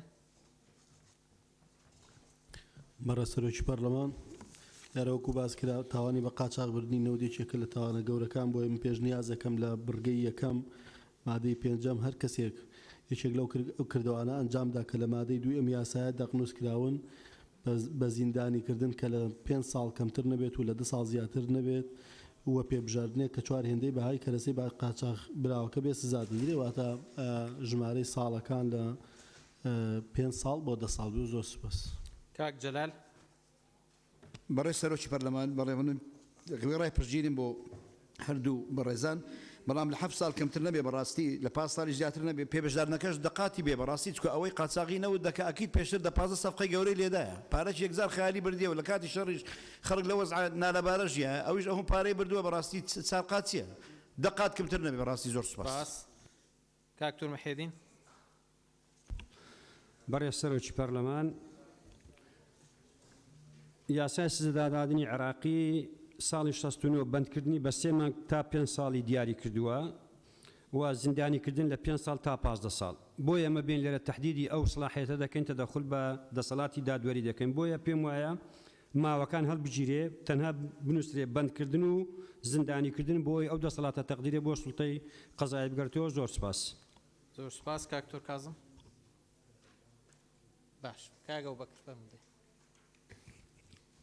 بەڕێز سەرۆکی پەرلەمان خۆی لە قانون یاسادا فاعیل هەیە و شەریک هەیە ئەبێ ئەمەی کە لە بەرگەی یەکەمدا هاتووە ئەوەی ئەو کردەوانە ئەنجامەدار کە لە مادەی 2 هاتووە یاخود کار ئاسانی بۆ کات یاخود هاوکاری بۆ کات سوکاوی شەریکی جەریمەکەیە. دووەم بەرگەی دووەم باز لە هەندێک دۆخەکە بۆ زەرفی مشەدەت یعنی کە مەسەلەی جەنگ و تەنگەدایی و قەیرانی دارایە بەڕای من لە ڕووی کەسی شەوانێ ئەگەر ئەو کەسانی کە بەمە هەڵساون ئەندامان بەڕێوەبەرانی دەواازە سنووریەکان بنیان لە هێزەکانی ئاسایشی ناوخۆ بێ بۆ ئەوانیش ئەم زەرفێکی مشەدەت بێ چکەوانە ئەبێ پارێزەری ماڵی گشتی بن نەکار ئاسانیان لەو تاوانەدا کرد بێ. زۆر سپاس. زۆر سپاس. کاک دیاری. بەڕێسەرۆکی پەرلەمان پشتیوان هەرێک لە کاک بەڵێن کاک جەلال مامۆستا بەکر هەڵەت نییە کەم بەشێک لە سەرنجەکانیان وت منیش لەگەڵەوەدام کە ژمارەکان ساڵەکان لە 5 ساڵەوە بکرێ بە 10 ساڵەوە پێبژاردنەکەش بەڵێ بکرێ بە 10 جار و زیاتری. سوپاس. کاک گۆران. بە ناوی خوای گەورە بەڕێز سەرۆکی پەرلەمان لە مادەی 5 خاڵی دووەم لە بارودۆخی جەنگ و باری تەنگەتاوی ڕوودانی قەیرانی سوتەمەنیدا ئەنجامدانی هەرێک لەو تاوانانەی لە مادەی 2 ئەم یاسایە دەغنووس کراوە بە باری توندکرا و هەژمار دەکرێت. باری توندکرا و مەبەستەکە چییە؟ ئەگەر ڕوونتر بینوسن و ئاماژەی پێبن و هەروەها ئەوەشی بۆ زیاد بکرێتەوە مامەڵە لەگەڵ دوژمنە مامەڵەکردن لەگەڵ دوژمنە لە کاتێکا کە لە کاتی حاڵەتی جەنگە ئەبین. هەروەکو لە ساڵانی ڕابردووە هەمووتان ئاگادارن کە لە شەڕی داعشە چەند کەسانێک و بیستمان. خاڵێکی تریان ئەوەیە کە خاڵی دووەمە زۆر بە مطلقی هاتووە. هەر هەوکارێکی گواستنەوە کە بەپێی حکومەکانی ئەم یاسایە دەستی بەسەردا دەگیرێت دوای دەرچوونی حکمی بنبڕی دادگا لەلایەن وەزارەتی دارایی و ئابووری و بەزیادکردنی ئاشکرا بەپێی حکومەکانی یاسای فرۆشتن و بەکرێدانی ملکەکانی دەوڵەت بەرکار لە هەرێم بەبارەکەیەوە دەفرۆشێت. بەڕێز سەرۆکی پەرلەمان ئایا ئەگەر ئەو وەسائلی نەقلا ملکی ئەو کەسە نەبوو یان خاوەنەکەی ئاگای لێ نەبوو کە ئەو کابرای ئەو کارەی پێکردی قاچاغی پێکرێت چۆن چارەسەر دەکرێت؟ بۆیە داوا لە لیژنەی تایبەتمەند دەکەم ڕوونکردنەوە بدەن لەسەر ئەو بابەتە. زۆر سپاس. ئاشناخان فەرموو. بەڵێ بەڕێز سەرۆکی پەرلەمان قسەکانی من کرا پشتیوانی هەرێک لە قسەکانی کاک ئەبوو بەکر هەڵەدنی و بەڵێن ئیسماعیلەک. بەڵێ سپاس. لیژنەی قانونی ئەگەر وەڵامی سێرنج و تێبینیەکانی بەڕێزان ئەندامانی پەرلەمان بدەنەوە لەسەر و بەرگانی کە باسییان کرد. بەڕێز سەرۆکی پەرلەمان سەبارەت بە مەسەلەی لە 125 و 15 ملیۆنەکە ئەمە کە پرسیار لەوە بوو ئەم دوو ژمارەی بۆ دانراوە چکە جار هەیە لەوانەیە ئەم بازێکەلی وەردەگیری زۆر زیاتر بێ مەسەرەن لە 15 ملیۆن کە لە 125 مەسەرەن ئەگەر لەوانەیە 20 دەفتەر بێ ئەم 20 دەفتەرە ئەگەر لە 125 بدێ ئەم هەواڵدەرە لەوانەیە پارەکە زۆر زیاتر بکات لە هەموو حالەتەکاندا تۆ نابێت لە 15 ملیۆن ڕەت بێ ئەمەی دەدرێتێ بۆی ئەم دوو ڕقەمە دانراوە ئەمە لەلایەکەن. پرسیارێکی تر لەسەر ئەمە هەبوو ئەم تانکەرانەی کە دەگیرێت و لەوانەیە خاوەنەکەی نەبێ قاچاقچی پێکرابێ بار هۆکارێک بێ بەم هۆکارە هۆیە گواستنەوەی کە کراوە هی هەر کەسێک بێ ئاگای لێنە کە دەست بەسەر دەکرێت لەم کاتەیە ئەمە ئەویش مسادرە دەکرێت ینیوە قانونیان آخر زانی چۆنە ناتوانێت تو ئەمە کارەکەی پێ ئەنجام درراوە ئەگەر ئاگای لێنی ئەو دەتوانێت ئەمەی کە پێی کردووە دوای خۆی خاوەنەکەی چۆن تاویزی دەکاتەوە شتێکی ترە. سوپاسی شتێشتری تێبینیی وانە بۆ سپاس بۆ جەناب. لیژنەی وزە ئەگەر سەرنج و تێبینیەکتانە ئەرەی کاکمەم کردیم لە 125 بۆ نمونە بای 100 ملیۆنە لە 125 دێوەرەگری یەکسانە بە 25 ملیۆن بەڵام 25ەکە بە زۆر حەژمار کراوەیەتەوە بۆ چەند بۆ 15 واتە لە هیچ حاڵەکاتێکا نابێ 15 زیاتر بێت بەڵام ئەگەر 6 بێ هەر 15ەکە 50 بێ 12 ملیۆن و نیوەکە واتە لە 125ەکە ئەو ڕێژەیە کاک جەلالیش سەبات بۆی کێ پارەکەیدا ئەمە لە ئینەکە وەرەگیرێت لە قاچاقچیەکە وەرەگیرێت لە پارەی دەوڵەت نادرێنیان پارە. هەروای کاک کاران وەکو لیژنە قسەکەیان وەکو پڕ فەرم. بەناوی خۆی گەورە میرەبان بەڕێز سەرۆکی پەرلەمان هەڵبەت بە ئاگداریە بەڕێزان ئەندامانی لیژنە ئێمە لە مادەی 6 لە بڕگەی سێ جەدەلێکی زۆرمان هەبوو لەسەر وشەی هەواڵدەر.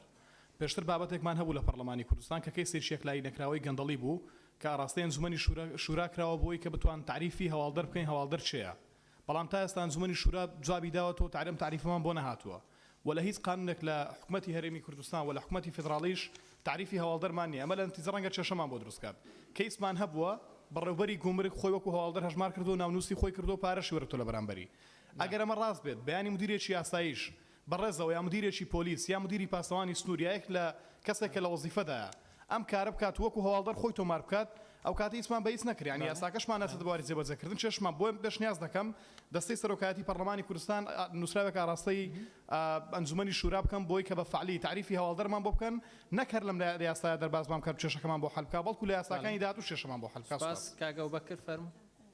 هەیە بەڕێز سەرۆکی پەرلەمان لە یاسادا مخبیری سڕی هەیە و ناوەکەی لە هەموو قۆناغەکانی لێکۆڵینەوەیە تا محکەمی تەمیزیش ئەمێنێتەوانە لەبەرەوە بوونی مکافە ئەکە شتێکی باش. سپاس کاک عەلی فەرموو. مناقەشەکە بەڕێ سەرۆکی پەرلەمان لێرا بوو لە لیژنا بۆ نمونە بەڕێوبەری گومرگ بابەتێکە گرێتە نێرێ بۆ محکەمە خۆی هەواڵدەرە ئەم پاداشتە وەرەگرێ ئەوەری ناگرێت بابەتەکە پاداشتەکەیە نەک مخبەری سڕی و مخبەری عالەنی بەڵام یەکێکتر هەیە مۆزەفی دەولەیە بەڵام ئەوە ئیشی ئەو نییە بۆ نمونە مۆزەفە لە دائیرەی ئەو بەڵام قاچاخیەکە بینێ ئەمە ئەکرێوەکو هەواڵدەر بەکاربێنێ بەڵام ئایا ئەوەی لە ئەسنای وەزیفەی خۆیە معاش بۆ ئەوە وەرەگرێت وەزیفەکەی خۆی هەر ئەوەیە ڕێگە لەوە بگرێت ئایا ئەمە ئەبێ وەکو هەواڵدەر حساب کرێ حساب نەکرێ ئەمە بابەتێکە جێی جەدەلە ینی داواکەین جەنابتان ڕێگەی ئەنجومەنی شورای سوپاس بچینە سەر گفتوگردی مادەی حوت فەرموون بەڕێز سەرۆکی پەرلەمان مادەی حەفت دوای دەرچوونی حکمی کۆتایی و بنبڕ بە بێتاوانی تۆمەتبار ئەوە یەکەم هەر هۆکارێکی گواستنەوە کە دەستی بەسەردا گیراوە بۆ خاوەنەکەی دەگەڕێنرێتەوە دووەم کەرەستە بارکراوەکە یان بەهاکەی بە هەمان نرخی فرۆشرا و لە ڕێکەوتی دەست بەسەرداگرتنی دەدرێتەوە خاوەنەکەی سێەم مافی قەرەبووکردنەوە و پارێزراوە و بەپێی یاسا بەرکارەکان لە هەرێمی کوردستان بەڵێ فەرموون هەر بە ڕێزێگەوی گفتوگۆ لەسەر مادەی حوت پات با ناوی تۆمارکات ئێستا فەرموو کاک جەلال کاک بەهمەن کاک ئەبوبەکر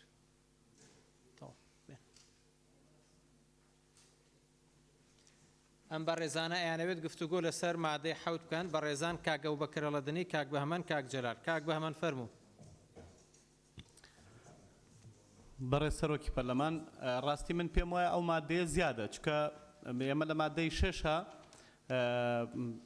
پاداشمان دیاری کردووە ئەم پاداشتە بێتە هۆی ئەوەی کە کەسێک ئەگەر بە تەنکەری حکومیش یعنی ئیشی ڕسمی بکە نەوتی ڕسمی حکوومەت بگوازێتەوە خەڵک بچێ بۆ خۆی ئەوە بدا هەواڵی لێ بدا تۆ مادام لێ پاداشت کردووە لێرە هانی خەڵکەدەی کە خەبەر بدا ئیتر مخبەری سڕی بێ عەلەنی بێ دوایی ئەو تۆ باسی ڕێکارەکانی مەحکەمە دەکەی ئەگەر ئەم تەنکەرە ڕسمی بوو یعنی هی حکوومەت بوو دزی نەبوو باشە ئەو هەموو ماوەی کە تا مەحکەمەتەوە بێتە بێ و تەنکەرەوە ئەو بارە ڕابگری ئەمە پێم وایە خەلەلێک دروستەکە لە پرۆژە یاساکەوە هیوادارم لیژنەی تایبەتمەند وڵاممان کاک ئەبوبەکر فەرموو بەڕێز سەرۆکی پەرلەمان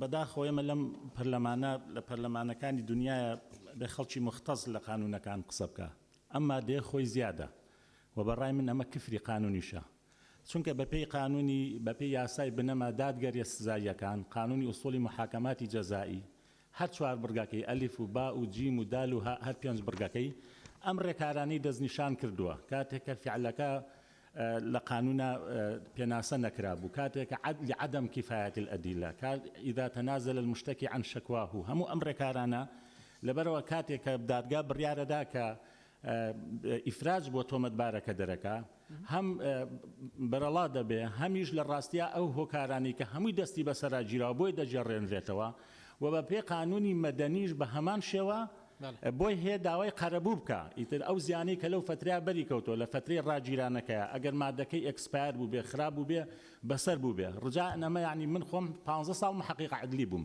ناکرێت تۆ لێرە باسیەم ڕێکارانە بکەی کە تەحسیل حاصلە لە قانونە زۆر سپاس کاک جەلال زۆر سپاس پشتگیری قسەکانی مامۆستا ئەبوبەکر و کاک بەهمەن دەکەم زۆر سپاس گوتی زۆر سپاس لیژنەی تایبەتمەند فەرموون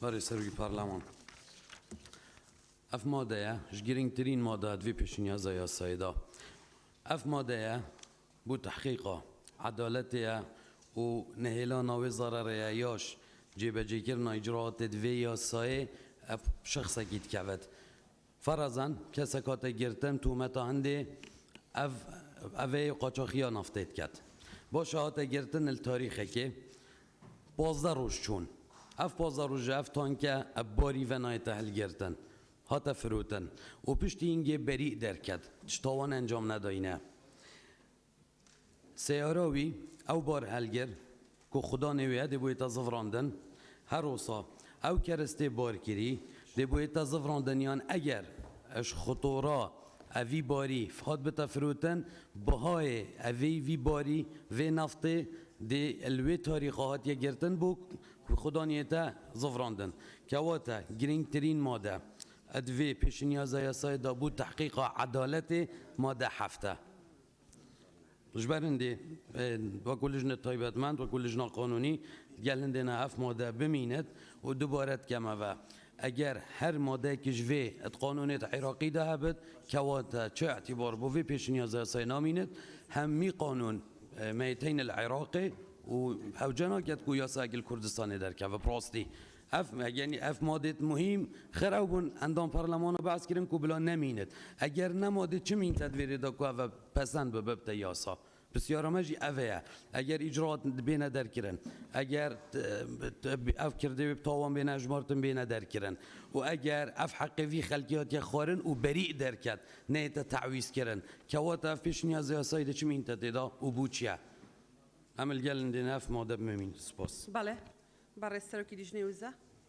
والله كاك بمن هين كده لسر قربوكم تاوكو حكمي نهائي ورنقري قربونا كريتوا بو قربو لچی اكريتوا لو باري ور اكريتوا لو سزا ادريتوا كلا تاوان بار وريكيري واتا تا حكم ندري يعني يك خبر يبدا بلي وقاچا كيكسر ناتشري لصابان زكي بدريتي ابي حكم بدري ولا بهاي او حكمه او جا قربوي هوالدر ادريتوا برای سرکی دیجنی یاسایی والله یک رون کردنوا بو بنبرو کوتایشتان نسیوا يعني باتو نهائيشتان نسيوا هردو شي بله بله فرمون برای سرگی پارلمان بله مجال گفتگو کردن لجنه سیجدا اندام لجنه سایت حاضر بون گراوش کارا خو حکم کوتاهی مده کتمینت الدفرا و اگر طعن بيتدان المحكمة تمييزه كواتا عند جارا اف مواهي که دست نشان کری هی نابر حکم کوتاهی و بمبردا محتمل توی مده دا اف کسی کو هات یگرتن محتمل طعن لندت الوی حالت اجداگر او مدبوری اوتوماتیکیان حکم کوتاهی بتا حکم بمبر جبر هندي ما الفيري يداني بس ام تشينجي يعني اگر متفق بنش كيشانين ام شين كوتاي راكم بس بنبر بيلن بس او بي معنى ما يداني كوتاي جي ادبتا بنبر بورينا وبمدي قانوني بله زور سباس بله مناقشه بكن دوات لليجنا ماده 8 فرمون بەڕێ سەرۆکی پەرلەمان مادەی هەشت هەر کەسێک دامەزراوە نەوتیەکان باڵەخانەکان چاڵە نەوتیەکان بۆڕی گواستنەوە کۆگا و وێزگەکانی عەمبارکردن لە ڕێگەی تەقاندنەوە و کونکردن یا هەر کارێکی دیکە کە مەبەستی لێی بە قاچاغبردنی نەوت و لێ دەرهێنراوەکانی بێت تێک بدات بە پێی حکومەکانی یاسای بەرگاربوونەوەی تیرۆر ژمارە 3 ساڵی 2006 سزا دەدرێت. بله هر اندامی که برای پارلمان دیو قصب کال سر ماده 8 فرمون کاک مم کاک کاو مام صعب استار کاک شیخ ظاهر بله کاک کاو فرمون کاک کاو برای سروچ پارلمان دیار لیرا حکم یاخد عقوبی او کسانی که لماده 8 باس کراوە دەڵێ بەپێی حکومەکانی یاسای بەرەنگاربوونەوەی تیرۆر ژمارە 3 ساڵی 2006 سزا دەدرێن. باشە ئێمە هەمومان دەزانین یاسای تیرۆر یاساچ کاتیە لە بۆ زەمانێک یاخود لە بۆ بارودۆخەکی دیاریکراو ئەو یاسایە کراوە ئێستا 2 ساڵ درێژ کراوەتەوە دیارنی ئایا ئەو یاسایە جارێشتر درێژەکرێتەوە یاخود نامێنێت باشە ئەگەر ئەو یاسایە نەما یا درێژ نەکراوە چه حکمێکی تر دەیگرێتەوە زۆر سپاس. سپاس یاسای تیرۆر بە تەواتی ئیطلاق کرا ینی مدەکەی لێ کراوەتەوە بە تەواتی ئیلا ئەگەر تعدیلی بکەین. بەڵێ مامۆستا عەبدولستار کەرەمکە بەڕێز سەرۆکی پەرلەمان ئەمیش وەڵا هەمان قسەکەی کاوەم هەیە و پشگیری دەکەم ئەم پێم وایە هەر بنووسرێ بەپێی یاساکانی سزای عراقی چونکە احتیمال هەیە تعدیل بکرێ ئەمە لەوانەیە تعدیل بکرێ بە شێوەیەک ئایا مەسەلەن تێکەڵکردنی یا مەسەلەن ستەمکردنی کەسێک بۆ ڕێکی نەوتی کون کردو مەسەلەن بێ وەکوەوەی کە تەقینەوەیەکی گەورەی کردو 20 کەسی کوشتووە یعنی بە هەمان یاسا سزا بدرێن پێم وایە یعنی هەر بەپێی یاسای سزای عراقی مامەڵان لەگەڵ بکرێ. سپاس. بەڵێ سپاس بۆ بەڕێزت کاک شێخ زاهر فەرمون بەناوی خوای گەورە بەڕێ سەرۆکی پەرلەمان مادەی 8 دەڵێت هەر کەسێک دامەزراوە نەوتیەکان و باڵەخانەکان چاڵە نەوتیەکان بۆ ڕی گواستنەوە و کۆگا و وێزگای عەمبارکردنی لە ڕێگەی تەقانەوە و کونکردن و یان هەر کارێکی دیکە کە مەبەست لێی بە قاچاقبردننی نەوت و لێدەراوەکانی بێت تێک بدات بە پێی حکومەکانی یاسای بەرەنگاربوونەوەی تیرۆر ژمارە 3 سال 2006 سزا دەدرێت. ئایا ئەگەر کەسەکە مەبەستی لێ بە قاچاقبردن نەبێت بەڵکو مەبەستی تەخریب بێت تێکدانی سەرۆتی نیشتیمانی بێت ئایا بە چی یاسای عقوبە دەدرێت؟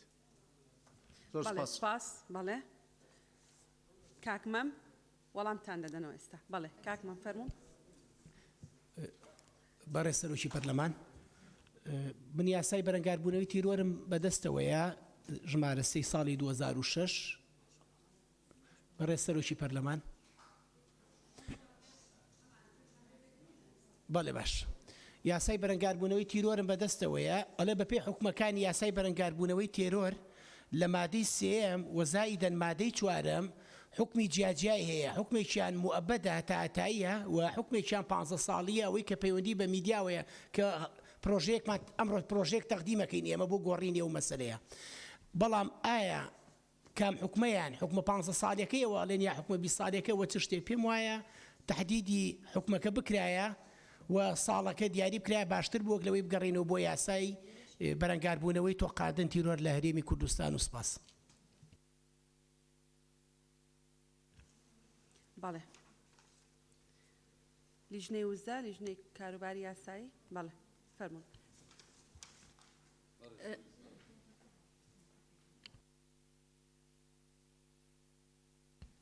برای سەرۆکی پەرلەمان یاسای ژمارە 3 ساڵی 2006 یاسای بەرەنگاربوونەوەی تۆقاندن تیرۆر لە هەرێمی کوردستان یاسای ژمارە 8 ساڵی 2010 یاسای درێژکردنەوەی کارکردن بە یاسای بەرەنگاربوونەوەی تیرۆر ژمارە 3 ساڵی 2006 لە هەرێمی کوردستان داش عێراق یاسای ژمارە 7 یاسای ژمارە 7 ساڵی 2012 یاسای درێژەدان بە کارپێکردنی یاسای بەرەنگاربوونەوەی تیرۆر ژمارە 3 ساڵی 2006 لە هەرێمی کوردستان یاسای ژمارە 2 ساڵی 2014 یاسای درێژەدان بە کارپێکردنی یاسای بەرەنگاربوونەوەی تیرۆر ژمارە 3 ساڵی 2006 لە هەرێمی کوردستان داش عێراق یاسای ژمارە 7 ساڵی 2018 یاسای کارپێکردن بە یاسای بەرەنگاربوونەوەی تیرۆر ژمارە 3 2006 لە مادەیەکی ئەم یاسادا کە ژمارەی 7 لە ساڵی 2018 دەرچووە مادەیەک دەڵێت کارکردن بە حکومەکانی یاسای بەرەنگاربوونەوەی تیرۆر ژمارە 3 ساڵی 2006 کەواتە ئەم یاسا موقت نییە و نافزە لە هەرێم. زۆر سپاس. زۆر سپاس. مادەینۆ بخێنەوە فەرموون. بەڕێز سەرۆکی پەرلەمان مادەینۆ حکومەکانی ئەم یاسایە ئەو کەسە سروشتی و معنەویانش دەگرێتەوە کە کردارەکانی هەناردەکردن و هاوردەکردنی نادروست ئەنجام دەدەن و ئەوانشی دەستکاری بڕیار و بەڵگەنامەکانی هاوردەکردن و هەناردەکردن دەکەن بە زیاد و کەمکردن و ئەوانشی ئاسانکاری بۆ دەکەن یا بەشدارن. بەڵێ سپاس. هەر ئەندامێکی بەڕێزی پەرلەمان دەوێت قسە لەبارەی مادەینەوە بکە. کاک سیروان گولیزار خان کاک یاسین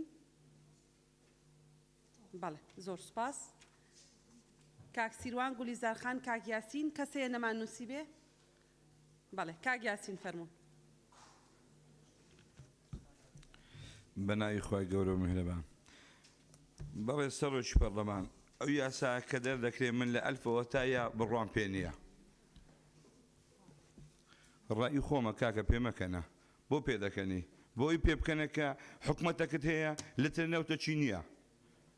بەڵێ سەرۆکی پەرلەمان ئایا ئەو یاسا بۆ خەڵکی هەژار دەردەکرێت کە نەوتی بە قاچاق دەبن یان بۆ ئەو بازرگانانەی کە نەوت دەبن و بەرپرسی دەدون ئایا خەڵکی هەژار دەتوانێت بچێ نەوتی دەربێنێ؟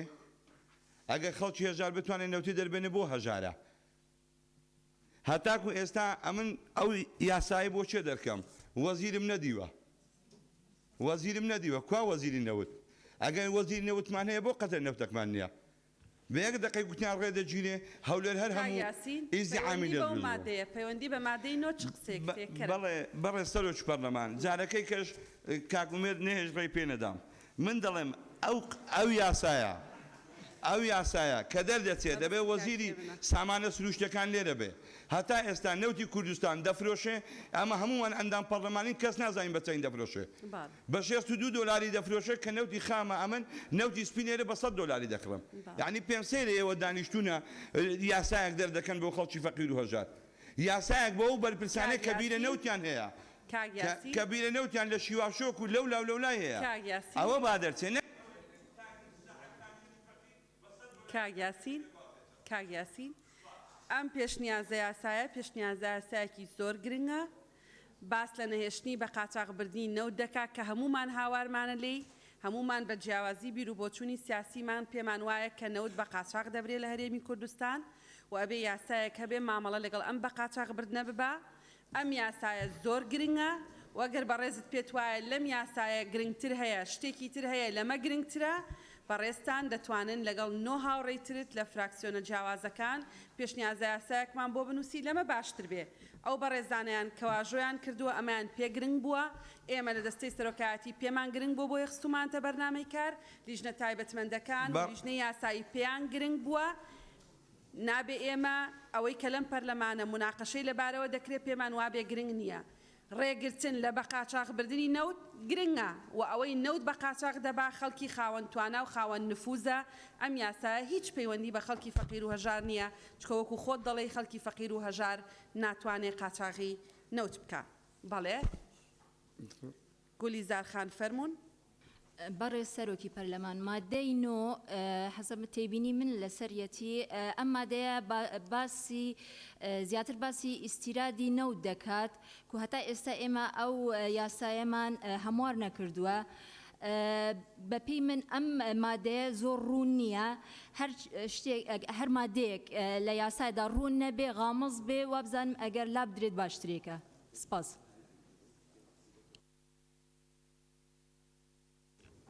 بەڵێ کاک سیروان فەرمونون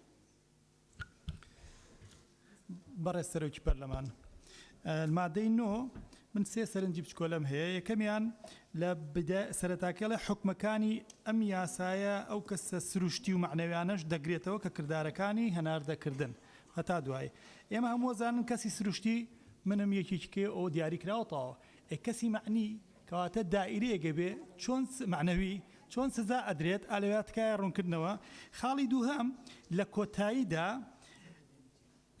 تاوان بۆ خاڵی یەکەم سزای بەدەنی چییە بۆ کەسی معنەوی خاڵی دووهەم لە کۆتاییداڵێ ئەوانەشی ئاسانکاریان بۆ دەکەن یان بەشدارە بن من پێم وایە لە تێک خاڵی تری بۆ زیاب کرێ ئەوانەی کە هاو کە هانیشیان ئەدەن چکە ئێمە ئازاین لە تاوانکردنە خەڵک هەیە پێڵێ ئەوە بکە شتێکی باشە ئەوانەش بکەنە سەر ئەوە کۆتا خاڵم وێڕای ئەوەی پشگیری کاگیاسی نەکەم پێویست بوو کە ئێمە لەم پەرلەمانە بەڕێزەیە ئێستا بمان بینایە وەزیری سامانە سروشتەکان لێرە وایە بۆی مناقەشەی بکرێت لە هەموو مناقەشەکانی ترا وەزیری معنی هاتووە بۆ ئێرە هەرجێ خۆشێتی بڵێن ئێمە ئەم کابینە گرنگە گرنگترین وەزیر لەم وڵاتەیە وەزیری سامانە سروشتەکانە کە نیمانە بەڕێ سەرۆکی حکومت وەکیل وەک نازانم چۆن دەستنیشان کراوە ئێمە پێویستمان بۆ هەیە فشارێک بکەین کە وەزیرێکمان هەبێ معنی بێ بەم ئیشە گرنگی کە لەم وڵاتەیە هەیە زۆر سپاس بۆ جەنابێت بەڕێز کاک سیروان هاندان بەشێکە لە ئیشتیراک جۆرێکە لە جۆرەکانی ینی خۆی چەند جۆرێکی هەیە بۆیە ینی پێویست ناکە کە دەڵی بەشدارن یعنی ئیشتیراکیان کردووە و کەسی معنەویش بە تەنها دەوائری حکومی ناگرێتەوە شەریکات و ئەوانەشی کە لەو بوارە کارەکەن کەرتی تایبەت دایانگرێتەوە بۆ یە کەسی معنەوی دانراوە بەڕێز سەرۆکی لیژنەی وزە قسەتان هەیە بەڕێز سەرۆکی پەرلەمان جەنابەت بەشێ لە تەوزیحاتەکانی زۆر بەباشیدا کەسی سروشتی یعنی ئەشخاص بن کەسی معنەوی یعنی کۆمپانیایەک مؤسسەیەک شتێک کەش کەسایەتێکی معنەوی هەیە یعنی دیارە کەسی معەن نییە ئەمە کەسی معنەویە کەسایەتێکی معنەویە زۆر بەڕوونی دیارە و لە تەواوی ینی لە تەواوی بەشێ لە موداخەلەکانە کە پەیوەندی بە لیژنەکەی ئێمە و ئەرکی ڕقابی ئەم لیژنەی ئێمەوەیە باسی پارەی نەوت داهاتی نەوت ئیرادی نەوتەکرێت کە ئەم لیژنەی ئێمە بە درێژایی ئەمماوە بە دوواداچوونمان کردووە پرسیارمان کردووە ئێستا 400 نزیکەی 7,000 بەرمیل بەرهەم دێت 300 میلیۆن دۆلارە درێ بە دارایی چەنێ بۆ شەریکاتچە ئەرکی ئەمەیان بە سندوقی داهاتی نەوت حەلە بێت بەم یاسا حەل نابێت ئێستا لە لیژنەکەمان لە ڕێگەی سەرۆکایەتیەوە داوامان کردووە و هەموو لایەکان پێویستە داوا بکەن ئەو ئەنجومەنە بێ متمانەی پێ بدرێ ئەنجومەن متمانەی پێدرا ئەو کاتە ئەندامانی ئەنجومەنی هەرێمی نەوت سندوقی ئەو ئەنجومەنی سندوقی ناوەتە لە بەردەم پەرلەمانە بەرپرسن پرسیاریان لێ ئاراستەیە کرێت لە قانونەکە دیاری کردووە بچۆن بە بەردەوامی راپۆرت لەسەر داهاتی نەوت و خەرجەکانە بدرێ بە پەرلەمان یعنی کێشەکە بە مەحەلە بێت نەک بەوەی کە ئەم یاسایە بۆ شتێکی ترە ئەو ئیشەی کە هەمومان باوەڕمان پێێتی و شەفافێتە لە دۆسەی نەوتاوە بەبێ شەفافێت لە نەوت ئیسلاح لە دۆسێ گەورەکەی وڵاتە کە نەوتە ناکرێت ئەبێ بە سندوقی داهاتی نەوت بە کۆمۆ حەلکرێت چونکە ئەمە زۆر دووبارە بێت. بەڵێ سوپاس. سەرۆکی لیژنەی یاسایی بەڵێ مادەی دە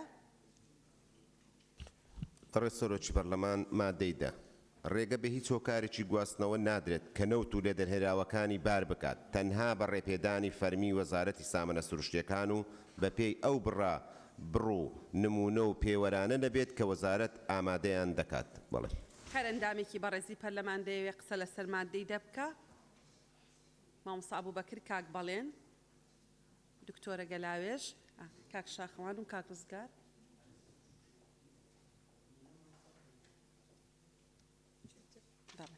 بەڕێزان ئەم ناوانەمان نووسیوە مامۆستا ئەبوبەکر کاک بەڵێن دکتۆرە گەلاوێژ کاک شاخەوان کاک ڕزگار. بەڵێ کاک ڕزگار فەرموون. بەڕێز سەرۆکی پەرلەمان لە مادەیدا ئەڵێت ڕێگە بە هیچ هۆکارێکی گواستنەوە نادرێت مەسەلە بۆ نەوت و بۆ بڵێن پێکاتەکانی بەڵام ئەگەر کەسێک بڵێن 2000 لیتر نەوت ببات بۆ گوندێک لە سنوورەکانە بڵێن سنووری هەرێمی کوردستانە ئایا ئەوەش هەر بە بڵێن بە قاچاقچی ژمارە کرێ ئەمە حەقا یعنی دیاری بکرێت بەڕاستی بڵێن ئیدارەی ئەو قەزەیە ئەو قەزایە ئەو نەحیە ڕێگە پێدراوی بۆ بک بۆ ئەوەی بە قاچاقچی ئەژمار نەکرێت. سواس. زۆر سپاس. مامۆستا ئەبوبەکر.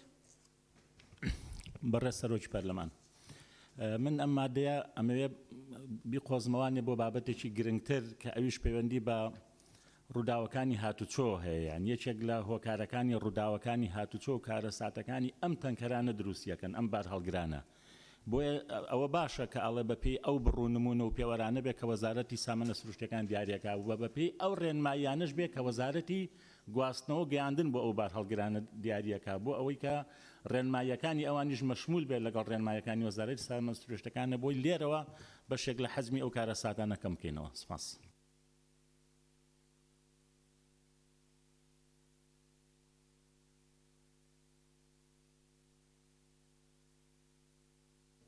زۆر سپاس مامۆستا ئەبوبەکر کاک بەڵێن. باش. بەڕێز سەرۆکی پەرلەمان یارە ئەو لە مادەی یەکەمیش پێش نیازم کرد لێرە دووبارەیە کەمەوە کە ڕێگە بە هیچ هێوکارێکی گواستنەوە نادرێت کە نەوت و لێدەرهێنراوەکانی بار بکە تەنها بە ڕێپێدانی فەرمی ئەنجومەنی هەرێمی بۆ نەوتی گاز و بە هەمانگی وەزارەتی سامانە سروشتیەکان بەپێی ئەو بڕوونمون و پێوەران نەبێت کە وەزارەت دیاوەکو ئەنجومەنەکە دیاریان دەکات. زۆر سپاس.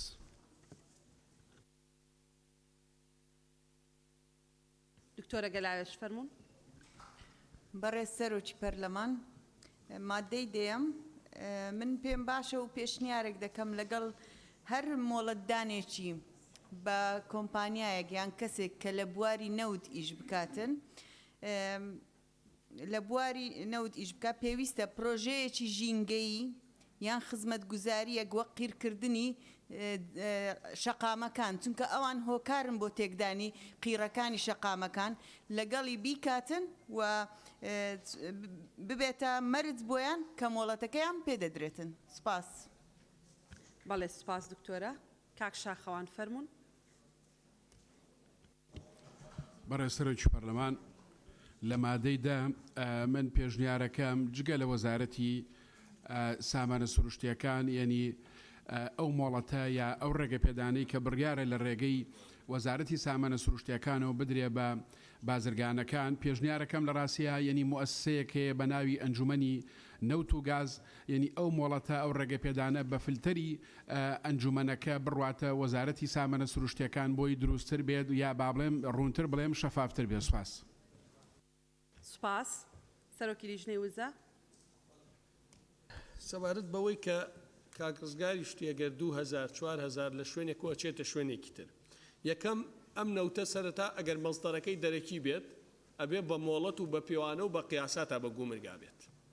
دووەم ئەگەر مەزدەرەکەی ناوخۆی بێت و مشتەقاتی نەوت بێت کە نەوتی سپیە نەوتی ماڵانە گازوایی لە بەنزینە تا دواتر ئەبێ بە موافقاتێ لە پاڵاوگەر ڕسمێکەوە بێت. ئەگەر نەوتی خامیش بێت ئەوە لە ئەسڵا قاچاخیە چکە کەس بۆی نییە نەوتی خاو بۆ قەزایە بۆ بێ بۆ ناحەیە بۆ بێ ئەوە ڕێک قاچاخیە واتە بەبێ مۆڵەت ناتوانرێ ببرێت.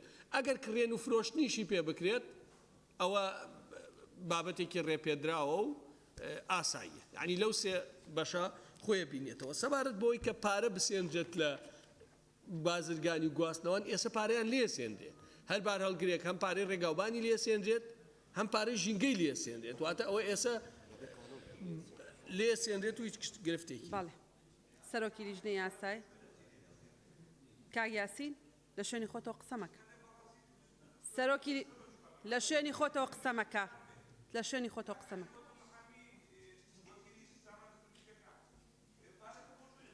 بەڵێ. کاک عەلی. سەرۆکی من باسی ئەوم نەکردووە پارەکە ئەڵێم پارەکە لە بارەڵگرەکە وەرێگیرێت. بەڵێ. $7 ڕێگاوبان وەزارەتی ئاوادانکردنەوە وەرێگیرێت. تەواو. لە کاکە خۆلای من نییە تەواو. بەڵێ. کاک بژارەگەر قسەیەکتان هەیە؟ بەڵێ. مادەی 11 مادەی 11. بەڕێز سەرۆکی پەرلەمان مادەی 11 وەزیری سامانە سروشتیەکان بە هاماهەنگی لەگەڵ وەزیری دارایی و ئابووری و ڕێنمایی پێویست بۆ جێبەجێکردنی حکومەکانی ئەم یاسایە دەردەکات. بەڵێ زۆر سپاس. بەڕێزان هەر بەڕێزێک لەسەر مادەی 11 قسەی هەیە؟ بەڵێ دکتۆر محێدین، کاک ڕزگار، کاک شێخ زاهیر، کاک مەمە اسکەندەر.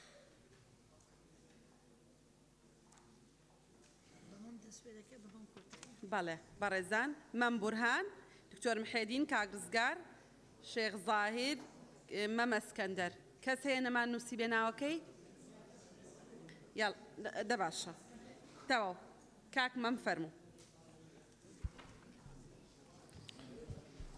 بەڕێز سەرۆکی پەرلەمان مادە 11 ئەڵێت وەزیری سامانە سروشتیەکان بە هەماهەنگی لەگەڵ وەزیری دارایی پێشنیار دەکەم بەم شێوەیە بێت وەزیری سامانە سروشتیەکان بە هەماهەنگی لەگەڵ لایەنە پەیوەندی دارەکەن چونکە لە مادەی 3 فەقەرەی 2 باسی بەکارهێنانی هێز دەکاتن.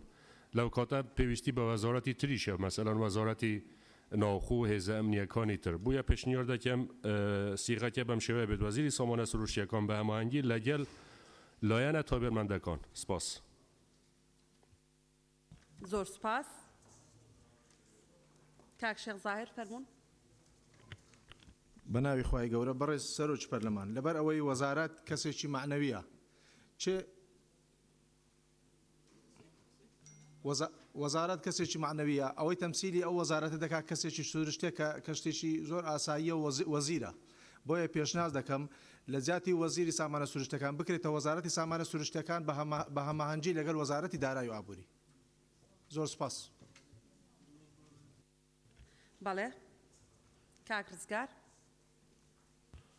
بەڕێز سەرۆکی پەرلەمان مادەی 11 من پشتگیری لە قسەکەی کاک شێخ دیار دەکەم کاڵێ وەزیری دارایی بکرێتە وەزارەتی دارایی بکرێتە وەزارەتی سامانە سروشتەکان و لە تەنیشت ئەو دوو وەزارەتە وەزارەتی ناوخۆیش جێگیر بکرێتە. سوپاس. بەڵێ زۆر سپاس. دکتۆر محێدین فەرموون کاکتۆر. بەڕێز سەرۆکی پەرلەمان لە مادەی 3 ئاماژە بە دەستگاکانی ئاسایش و هێزەکانی ناوخۆ و بەڕێوەبەرایەتی گشتری گومرگ کراوە. لێرە تەنها وەزارەتی سامانە سروشتیەکان و وەزارەتی دارایی بۆ ئەم پێشنیار دەکەم وا بنووسی لەسەر ئەنجومەنی وەزیران و لایەنی پەیوەندیدارەکانە ئەم یاسایە جێبەجێ بکەن نەک تەنها ئەو دوو وەزارەتی ناوخۆش تێدایە و دەستگا ئاسایش تەیە کە سەر بەر ئەنجومەنی وەزیرانە. بۆیە لەگەڵ ئەوەم کە ئەرچی جێبەجێکردنی ئەو یاسایە ئەنجومەنی وەزیران و لایەنە پەیوەندیدارەکان بێ و زۆر سپاس. زۆر سپاس لیژنە پەیوەندیدارەکان کاک سەرکۆ فەرموون. بەڕێز سەرۆکی پەرلەمانەمە لە کاتی نووسینەوەی راپۆرتەکەدا ئەوەی کە تاکید کراوە پەیوەستە بە وەزیری سامانە سروشتەکانیان وەزارەتی سامانە سروشتیەکان لێ دەرهێنرا و ئەوەی کە پەیوەستە بە نەوت و پرۆسەکانی نەوت و گازەوە وەزارەتی سامانە سروشتەکانەوە لەگەڵەوەشدا وەزیری دارایی پەیوەستە بە گومرگ و باجەکان و وەزارەتی ناوخۆ سوڵتەیەکی تەنفیزیە و جێبەجێکاری بڕیارەکان و یاساکانە و ئەو ڕێنمایانەیش بۆیە وەزیری سامانە سروشتەکان و وەزیری دارایی دانراوە بۆی کە ئەمان زیاتر لە ناو کارەکە و ئەتوان کار ئاسانی و بۆی چۆن لە ئەرزی واقعدا چۆن جێبەجێ دەکرێت. زۆر سپاس. زۆر سپاس. مادەی 12 بەڕێز سەرۆکی پەرلەمان مادەی 12 کار بە هیچ دقێکی یاسایی یان بڕیارێک ناکرێت لەگەڵ حکومەکانی ئەم یاسایە ناکۆک بێت. بەڵێ هەرەندامێکی بەڕێزی پەرلەمان دەیە لەسەر مادە 12 قسە بکە.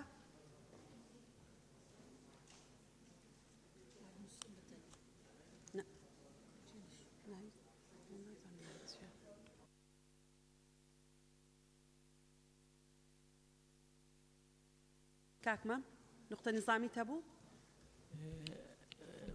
بەفێڵی نقطە نیزامیەکی نا تەوزیحێک بوو. نابێ. زۆر سپاس. دکتۆر عوسمان فەرموون.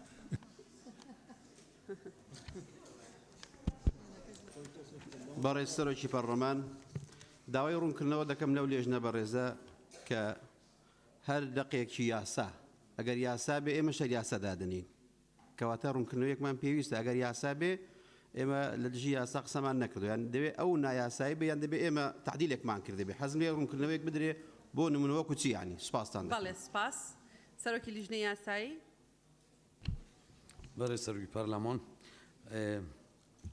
مادە 12 ئەف مادەیە طبعا هەمی یاسا و بڕیارەدا هەلدەمێ دەرچۆندنێ دەرزمنی ئەحکام عامان ئەحکام ختامیە هەیە دەلالەتەوەی واضحە یعنی ئەگەر بەرینوکە یاسایەک هەبێت مادەیەک هەبێت توێ یاسایەدا خلافی ئەڤی نەسێنی بێت ئەدوی پێشنیازە یاسایەدا دلالة واضحة وكار دبي تكرن كار بوي حكم مخالف الجلفين هاي تكرن بري سرقو برلمان يجر در فد بد بتفي بول زيتر جي من أماجا بيدا دخازات صاحي سلامتية بو برای هجا دکتر اسماعیل سیگری تخازی کو جبر بار تندرستی و نه باشه افرو آماده ای دانش نه با زور سپاس.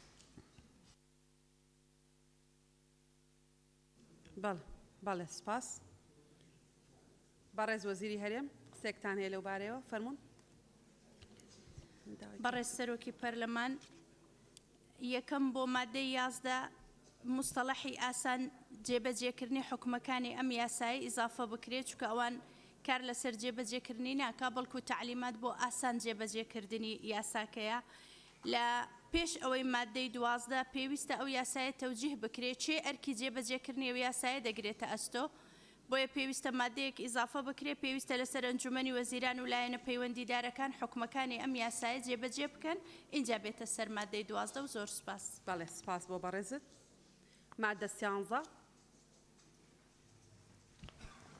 بەڕێز سەرۆکی پەرلەمان مادەی 13 ئەم یاسا لە ڕۆژی بڵاوکردنەوەی لە ڕۆژنامەی فەرمی وەقاعی کوردستان جێبەجێ دەکرێت. بەڕێزان ئەندامانی پەرلەمان هەر ئەندامێکی بەڕێزی پەرلەمان دەیەوە قسە بکات لەبارەی ئەو مادەیەوە. بەڵێ هۆکارەکانی دەرچواندن فەرموون. بەڕێز سەرۆکی پەرلەمان هۆکاری دەرچواندن لەبەرەوەی بە قاچاغبردننی نەوت و لێ دەرهێنراوەکانی لەو تاوانەیە کە دەبێتە هۆی تێکدانی ئاسایشی ئابووری هەرێمی کوردستان داش عێراق و لە پێناو ڕێگەگرتن لە کار و کردەوەکانی بە قاچاغبردن و بە تاڵانبردننی نەوت و لێ دەرهێنراوەکانی و بەرەنگاربوونەوەی ئەم تاوانە و پاراستنی سامانی نەوت و سەپاندنی سزایەک کە گونجاو بێت لەگەڵ مەترسیداری ئەم تاوانە ئەم یاسایە دەرچێنرا. بەڵێ هەر ئەندامێکی بەڕێزی پەرلەمان دەیە قسە بکات لەسەر هۆکاری دەرچواندن. کاکتۆر کازم دکتۆرە گەلاوێژ فەرموون کاکتۆر. بەڵێ بەڕێز سەرۆکی پەرلەمان دیارە ئێمە لە مادەکانی پێشووترە لە کاتی مناقەشەیان دێک پێشنیازمان کرد بەربەمنای ئەو پێشنیازانە لێرە پێشنیاز دەکەین کە ئەوەی بۆ ئیزافە بکرێ لە پێناو شەفافکردنی فرۆشتنی نەوت و گاز لەلایەن حکوومەت و ڕێگریکردن لە بەقاچاقبردننی نەوت لەلایەن حکوومەت یا هەر لایەنێکی ترەوە دەستخۆش ئەوەی بۆ ئیزافە بکرێ. بەڵێ دکتۆرە گەلاوێش بەڕێز سەرۆکی پەرلەمان لە ریزی سێەم بەرەنگاربوونەوەی ئەم تاوانە و پاراستنی سامانی نەوت بکرێتە قەدەغەکردنی ئەم تاوانە و پاراستنی سامانی نەوت. سپاس. بەڵێ زۆر سپاس. لیژنەکان قسەتان هەیە؟ بەڵێ بەڕێزان ئەندامانی پەرلەمان ڕۆژی چوارشەمە سەعات 11 بۆ دەنگدان لەسەر ئەم پێشنیازە یاسایە کۆ دەبینەوە. ئێستش بەم شێوەیە دانیشتنەکەمان هەڵەگرین.